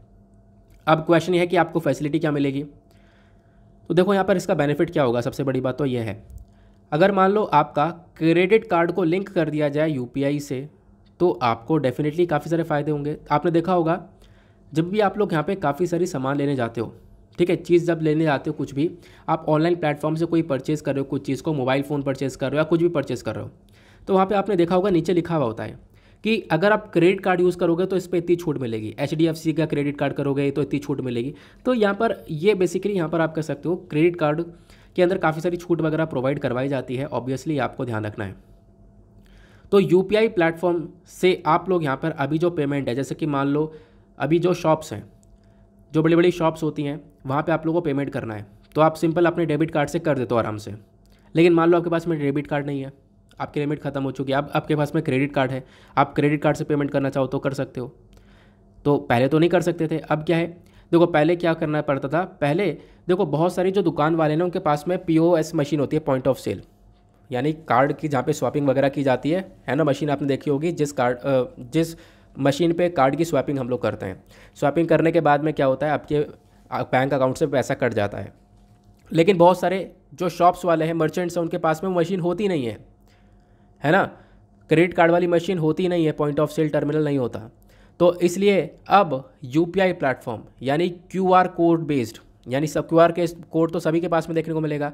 तो अब आप लोग अपने यूपीआई, यानी कि जैसे आपके जो बड़े बड़े ऐप्स आपको देखने को मिल जाते हैं, फ़ोन पे, गूगल पे, ये सब यूपीआई बेस्ड आपको देखने को मिलेंगे। तो यूपीआई का यूज़ करके QR कोड को स्कैन करके आप लोग अपने क्रेडिट कार्ड से पेमेंट कर पाओगे। अभी तक क्रेडिट कार्ड से पेमेंट करने का ऑप्शन यहाँ पे अवेलेबल नहीं था, अब यहाँ पे क्रेडिट कार्ड से पेमेंट करने का ऑप्शन को अवेलेबल करवाया गया है। फिर लास्ट में एक और क्वेश्चन उठा है, वो काफ़ी ज़्यादा यह है कि भैया क्या अगर हम लोग क्रेडिट कार्ड का अभी जब यूज़ करेंगे यूपीआई के माध्यम से, तो क्या इस पर हमें डिस्काउंट मिलेगा। तो डिस्काउंट को लेकर अभी कोई चर्चा नहीं हुई है, इसके ऊपर कोई भी डिस्कशन नहीं हुआ है, ये यहाँ पर बताया गया। डिस्काउंट अगर होगा तो आने वाले टाइम पर पता चलेगा, ठीक है ना। आई होप आप लोग को यहाँ पर इस पर्टिकुलर आर्टिकल के रिगार्डिंग क्लैरिटी मिल चुकी है, क्या है डेबिट क्रेडिट कार्ड और कैसे यहाँ पर लिंक कर दिया गया है यूपीआई को अपने क्रेडिट कार्ड से। आगे आते हैं, चलते हैं हम लोग अपने इंडियन एक्सप्रेस की तरफ, दूसरे न्यूज़पेपर पर। तो इंडियन एक्सप्रेस के एक्सप्लेन सेक्शन पर आपको देखने को मिलेंगे सिर्फ और सिर्फ 2 इंपॉर्टेंट आर्टिकल। एक तो हेट स्पीच को लेकर है, दूसरा यहाँ पर गवर्नमेंट जॉब्स को लेकर है, ये तो आपको पता ही है कि अभी हमारे पीएम ने क्या किया है, अभी कुछ जॉब्स का अनाउंसमेंट किया है कि हाँ 10 लाख जॉब्स दी जाएंगी। ये हमने ऑलरेडी डिस्कस कर लिया है, जो एक तरीके से हमारी यूपीएससी एसएससी जो सरकारी जॉब्स है उसको यहाँ पर दिया गया है। तो इसमें कुछ भी अलग से पर्टिकुलर डेटा नहीं है, तो आप लोग यहाँ पर इसको स्किप कर सकते हो। बाकी एक छोटा सा आर्टिकल, एक स्टडी हुई है, क्योंकि इंडियन एक्सप्रेस के अंदर एक्सप्लेन सेक्शन पर पेपर क्लिप पर एक नई रिसर्च आती है, इंपॉर्टेंट होती है। नई रिसर्च की अगर हम लोग बात करें तो यूनिवर्सिटी ऑफ क्वींसलैंड ने रिसर्च करी है और बताया, देखो एक टाइम पे इतना सारा कंसर्न था कि भाई अगर कोई महिला प्रेगनेंसी के स्टेज में है तो कॉफ़ी ना पिए, अगर वो कॉफ़ी पिएगी तो यहाँ पर वो प्रेगनेंसी के स्टेज में काफ़ी हद तक खतरे में पड़ सकती है, या फिर स्मोकिंग या अल्कोहल, ये चीज़ें यहाँ पर, या फिर पुअर डाइट है ना, एक या गंदा खाना खा लिया या फिर स्मोकिंग कर ली, अल्कोहल की पी लिया या कॉफ़ी पी लिया, तो इसकी वजह से यहाँ पे प्रेगनेंसी के अंदर एक बहुत बड़ा रिस्क बढ़ जाता था। ये चीज़ हमें पता थी, लेकिन अभी यहाँ पर यूनिवर्सिटी ऑफ क्वींसलैंड ने रिसर्च करी और बताया कि भाई आप कॉफ़ी पी सकते हो, कॉफ़ी पीने से यहाँ पर कोई भी रिस्क नहीं बढ़ेगा इस प्रेगनेंसी के टाइम पर। यहाँ पे मेक श्योर करना कि एक लिमिटेड अमाउंट में कॉफ़ी को पिया जाए, ठीक है। तो कॉफ़ी अकेली अगर आप लोग कॉफ़ी पी रहे हो या फिर कॉफ़ी के साथ में देखो अल्कोहल स्मोकिंग का यूज़ करो तो बात अलग है, तो वो ख़तरनाक है। लेकिन अगर आप लोग कॉफ़ी अकेला ही यूज़ कर रहे हो तो ये कोई भी रिस्क नहीं बढ़ाएगी, ये एकदम कंफर्म कर दिया गया है यहाँ पे यूनिवर्सिटी ऑफ क्वींसलैंड की साइड से। आई होप आप लोग को यहाँ पर ये समझ में आ चुका है। अब इसमें से डायरेक्टली तो कुछ बनेगा नहीं, लेकिन कॉफ़ी के रिगार्डिंग काफ़ी लंबा समय हो गया हमने चर्चा नहीं करी है, इनफैक्ट आज से 4-5 महीने पहले की थी। तो कॉफ़ी के बारे में जान लेते हैं, कुछ इंपॉर्टेंट सा डेटा है, फैक्चुअल सा डेटा। जब हम लोग बात करते हैं कॉफ़ी के स्टैटिस्टिक्स के बारे में, तो इंडिया के अंदर ये जो कॉफ़ी होती है इसको हम लोग कल्टीवेट करते हैं लगभग 4.54 लाख हेक्टेयर के एरिया के अंदर। इस कॉफ़ी सेक्टर के अंदर लगभग 4 लाख के आसपास कॉफ़ी फार्मर्स वर्क करते हुए नज़र आते हैं, ठीक है, जिसमें से सबसे ज़्यादा स्मॉल फार्मर, छोटे फार्मर्स आपको देखने को मिलेंगे। कॉफ़ी का कल्टीवेशन सबसे ज़्यादा सदर्न स्टेट्स में होता है, सदर्न स्टेट्स मतलब नीचे वाला हिस्से पर, जहाँ पे आपको केरला कर्नाटका देखने को मिलेगा। तो कर्नाटका के अंदर 54%, केरला के अंदर 19% और तमिलनाडु के अंदर 8% के आसपास का कॉफ़ी का कल्टीवेशन किया जाता है। बाकी आप कह सकते हो कॉफ़ी को हम लोग कुछ और एरियाज जैसे कि आंध्र प्रदेश हो गया, ओडिशा हो गया और नॉर्थ ईस्ट स्टेट्स के अंदर भी उगाते हैं। तो सबसे ज़्यादा तो सदर्न स्टेट्स में, बाकी फिर आंध्र प्रदेश, ओडिशा और नॉर्थ ईस्टर्न स्टेट्स के अंदर भी कॉफ़ी का प्रोडक्शन किया जाता है। इंडिया इकलौता एक ऐसा देश आपको देखने को मिल जाता है दुनिया के अंदर में जहाँ पर जो कॉफ़ी कल्टीवेशन है वो पूरा का पूरा शेड के अंदर किया जाता है। मतलब मैं आपको समझाता हूँ, शेड के अंदर क्या है, इसको हाथ से तोड़ा जाता है, हाथ से तोड़ने के बाद में यहाँ पर एक तरीके से सन ड्राइड यानी कि सूरज की किरणों में यहाँ पर सुखाया जाता है, उसके बाद में इसको तैयार किया जाता है। इंडिया यहाँ पर दुनिया भर में एक सबसे बेस्ट कॉफ़ी को प्रोड्यूस करता है, और ये जो कॉफ़ी है ये हमारे ट्राइबल फार्मर्स जो वेस्टर्न एरियाज़ में, ईस्टर्न घाट्स में उगाते हैं, उनके थ्रू एक best of the best coffee ये प्रोड्यूस की जाती है। उसके बाद में जब हम लोग बात करते हैं इंडिया की कॉफ़ी की, तो इंडिया की कॉफ़ी की दुनिया भर में काफ़ी चर्चा है और इंडिया की कॉफ़ी की एक वैल्यू भी है दुनिया भर के मार्केट के अंदर। हमारी कॉफ़ी एक प्रीमियम कॉफ़ी की तरह देखी जाती है यूरोप के अंदर में, ये भी आप लोगों को ध्यान रखना है। बाकी कॉफ़ी की 2 मेन वैरायटीज़ होती हैं इंडिया के अंदर, कॉफ़ी की सिर्फ और सिर्फ 2 वैरायटीज़ ग्रो की जाती हैं, ये बहुत इंपॉर्टेंट पॉइंट है। एक होती है अरेबिका और दूसरा होता है अरोमा। अरेबिका की अगर हम लोग बात करें, जो ये वैरायटी ऑफ कॉफ़ी होती है, इसका जो फ्लेवर आपको देखने को मिल जाएगा तो वो थोड़ा बैलेंस सा फ्लेवर होता है, शार्प और स्वीट फ्लेवर आपको ये देखने को मिलेगा। लेकिन यहाँ पे अरेबिका को कैसे उगाया जाता है ध्यान रखना, अरेबिका को उगाया जाता है नवंबर से जनवरी के मंथ के बीच में, ठीक है। और यहाँ पे जो मॉइस्चर चाहिए होता है हम लोग को, और उसके बाद थोड़ा ठंडा वेदर चाहिए होता है। ऑब्वियसली बात है, नवंबर से जनवरी के बीच में ठंडा वेदर है, उस समय पर इस अरेबिका को उगाया जाता है। और अरेबिका के अंदर जो कैफ़ीन का कंटेंट होता है वो कम होता है, ठीक है। मतलब आप कह सकते हो कि जो कॉफ़ी होता है उसके अंदर कैफ़ीन होता है। अब आप कहोगे यार कैफ़ीन तो गंदी चीज़ है, देखो ऐसा नहीं है, कैफ़ीन अगर लिमिटेड वे में लिया जाए तो बहुत अच्छा रहता है बॉडी के लिए। बाकी यहाँ पर अगर हम लोग बात करें तो कैफ़ीन वगैरह काफ़ी सारी चीज़ों में देखने को मिलता है, और उसी कैफ़ीन को बहुत ज़्यादा मात्रा में लिया जाए तो उसका एक एडिक्शन हो जाता है, एक नशा चढ़ जाता है उसका। तो ये तो हो गई अरेबिका की बात। अब बात करते हैं रोबस्टा की। तो जब हम लोग बात करते हैं रोबस्टा की, तो रोबस्टा का जो टेस्ट होता है, ये जो दूसरी प्रकार की कॉफ़ी होती है, ये बहुत ज़्यादा मतलब आप कह सकते हो स्ट्रॉन्ग टेस्ट होता है, क्योंकि इसमें कैफ़ीन का कंटेंट ज़्यादा होता है, थोड़ी सी कड़वी ज़्यादा लगेगी ये, ठीक है ना। तो ये यहाँ पर मेंशन किया गया। अब जो अरेबिका था उसको हम लोग नवंबर से जनवरी के मंथ में ग्रो कर रहे थे, लेकिन रोबस्टा को दिसंबर से फरवरी के मंथ के बीच में यहाँ पर ग्रो किया जाता है। बाकी मैंने आपको बताया कि अरेबिका के अंदर जो एक तरीके से कैफ़ीन है वो कम होता है, रोबस्टा के अंदर जो है कैफ़ीन जो है अरेबिका से दुगना होता है, बहुत ज़्यादा कैफ़ीन पाया जाता है। बाकी जब हम लोग कॉफ़ी की बात करते हैं तो कॉफ़ी के प्रमोशन, इसके एक्सपोर्ट के ऊपर, इसको रेगुलेट करने के लिए यहाँ पर एक बॉडी बनाई गई, एक बोर्ड बनाया गया जिसका नाम है कॉफ़ी बोर्ड ऑफ इंडिया। इसके बारे में भी ज़रूर ध्यान रख सकते हो। कॉफ़ी बोर्ड एक स्टैचुटरी ऑर्गेनाइजेशन है, क्योंकि ऐसे क्वेश्चन बन जाते हैं, अभी टी बोर्ड को लेकर बना था, ध्यान होगा। तो कॉफ़ी बोर्ड एक स्टैचुटरी ऑर्गेनाइजेशन है जो कि कॉफ़ी एक्ट 1942 के सेक्शन ए के अंडर में यहाँ पर बनाया गया है। इसका काम क्या है, देखो पहली चीज़ तो ये ministry of commerce and industry के अंदर में आता है। और तीसरा इंपॉर्टेंट चीज़, इस बोर्ड के अंदर आपको 33 मेंबर्स देखने को मिलते हैं, एक चेयरपर्सन होता है और एक चीफ एग्जीक्यूटिव आपको देखने को मिल जाएंगे, ठीक है। और उसके बाद यहाँ पर जो बोर्ड है इसका मेजर फोकस होता है किस चीज़ के ऊपर, कि कॉफ़ी के रिसर्च के ऊपर, डेवलपमेंट के ऊपर, मार्केट के ऊपर, इसके प्रमोशन के ऊपर। तो ये यहाँ पर एक मेजर फोकस होता है। तो कॉफ़ी सेक्टर को ग्रो करने के लिए इस कॉफ़ी बोर्ड को बनाया गया। बाकी एक और आर्टिकल आपको यहाँ पर इसी इंडियन एक्सप्रेस के अंदर देखने को मिलेगा। ये आर्टिकल बात करता है हेट स्पीच के बारे में। अब हेट स्पीच के बारे में काफ़ी बार हम लोगों ने पढ़ रखा है, लेकिन फिर भी चलो मैं आप लोग को थोड़ा सा यहाँ पे बता देता हूँ, क्योंकि एक डिबेट से छिड़ चुकी है। क्योंकि अभी हम लोगों ने देखा वही प्रॉफिट मोहम्मद वाला यहाँ पर जो है कंट्रोवर्सी जो देखी है, उसके बाद यहाँ पर एक डिबेट से छिड़ चुकी थी हेट स्पीच को लेकर। तो हेट स्पीच होता क्या है, चलो मैं आप लोग को इसके बारे में बताता हूँ, कहाँ कहाँ पर क्या क्या मैंशन आपको देखने को मिलेगा। देखो, हेट स्पीच के बारे में अगर हम लोग बात करें तो बोला जाता है कि एक तरीके से कुछ ऐसी बात बोलना, किसी रिलीजन, किसी रेस या फिर किसी कम्युनिटी के अगेंस्ट में कुछ बोल देना, जिससे यहाँ पर दोनों रिलीजन के बीच में एक टकरार यहाँ पर पैदा हो रही है, दोनों कम्युनिटी के बीच में एक टकरार पैदा हो रही है, उसको हम लोग यहाँ पर हेट स्पीच यहाँ पे बोलते हैं, ठीक है। अब देखो, हेट स्पीच के बारे में कहाँ पे मेंशन किया गया है, जो हमारा 267th report of the law commission of India है। कौन सी 267th रिपोर्ट, इसके अंदर मेंशन कर रखा है। देखो, हेट स्पीच बेसिकली एक हैट्रेड है, एक नफ़रत फैलाई जाती है। मान लो कि कोई नफ़रत फैला रहा है, कुछ यहाँ पे गंदा बोल रहा है एक ग्रुप ऑफ पर्सन के रिगार्डिंग यहाँ पर कोई race, ethnicity, gender, sexual orientation, religious को लेकर, तो बेसिकली यहाँ पर वो हेट स्पीच के अंदर आएगा। किसी दो व्यक्ति के बीच में, किसी दो कम्युनिटी के बीच में यहाँ पर अगर इस प्रकार से ये हेट स्पीच बोलकर एक टकरार पैदा किया जा रहा है, तो वो यहाँ पर हेट स्पीच ही देखने को मिलेगा, ठीक है ना। अब हेट स्पीच के पीछे का कारण क्या है, देखो बहुत सारे कारण हैं। काफ़ी सारे लोग यहाँ पर अपने आप को सुपीरियर मानते हैं कि हम लोग यहाँ पर एक सुपीरियरिटी पर आते हैं, हम लोग के उससे बड़ा यहाँ पर कोई नहीं है, और वो अपने से नीचे क्लास वाले लोगों को एक तरीके से आप कह सकते हो उल्टा सीधा बोलना चालू करते हैं। तो ये भी आपको देखने को मिलेगा। और दूसरा कारण यह है कि भाई कुछ लोग यहाँ पे ज़िद्दी होते हैं किसी चीज़ को लेकर, अपनी आइडियोलॉजी को लेकर। उनकी सोच इस प्रकार से होती है कि यार ये मेरे से छोटा है, ठीक है, तो इसके साथ में यही करना चाहिए, वो करना चाहिए। तो यहाँ पर इस प्रकार की चीज़ें भी देखने को मिलती हैं कि अपनी आइडियोलॉजी के प्रति एक ज़िद होती है। तो इसके वजह से भी जो हेट स्पीच है वो रेगुलर बेसिस पर बढ़ता रहता है। बाकी हेट स्पीच को लेकर कोई कानून वगैरह है हमारे लॉ के अंदर कहीं लिखा हुआ है? बिल्कुल लिखा हुआ है। जब आप लोग इंडियन पिनल कोड देखोगे तो वहाँ पे देखो इस आर्टिकल में भी चर्चा की गई है।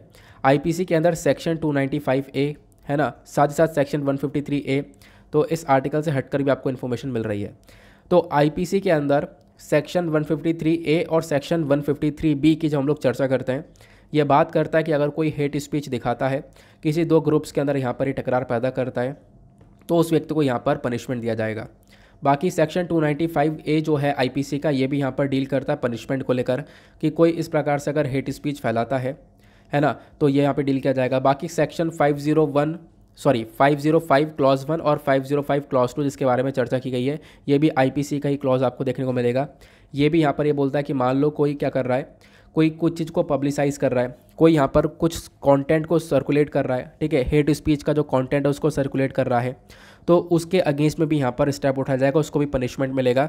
तो इन सारे प्रकार के हेट स्पीच के बारे में चर्चा हमारे आईपीसी के कौन कौन से सेक्शंस में की गई है, वो मैंने आपके साथ में यहाँ पर डिस्कस किया। देन उसके बाद में सज़ा जो है वो रिप्रेजेंटेशन ऑफ पीपल्स एक्ट के अंदर ही मेंशन कर रखी है। जो रिप्रेजेंटेशन ऑफ पीपल एक्ट 1951 का सेक्शन 8 आपको देखने को मिलता है। ये बोलता है कि मान लो यहाँ पे कोई एक ऐसा व्यक्ति है जो कि इलेक्शन लड़ रहा है, ठीक है, वो यहाँ पर एक तरीके से इस हेट स्पीच का इस्तेमाल करता है, तो उसको यहाँ पर बैन कर दिया जाएगा। वो बेसिकली यहाँ पर इन इलेक्शंस के लिए खड़ा नहीं हो पाएगा, ठीक है ना। तो ये बातें यहाँ पर देखने को मिलेंगी।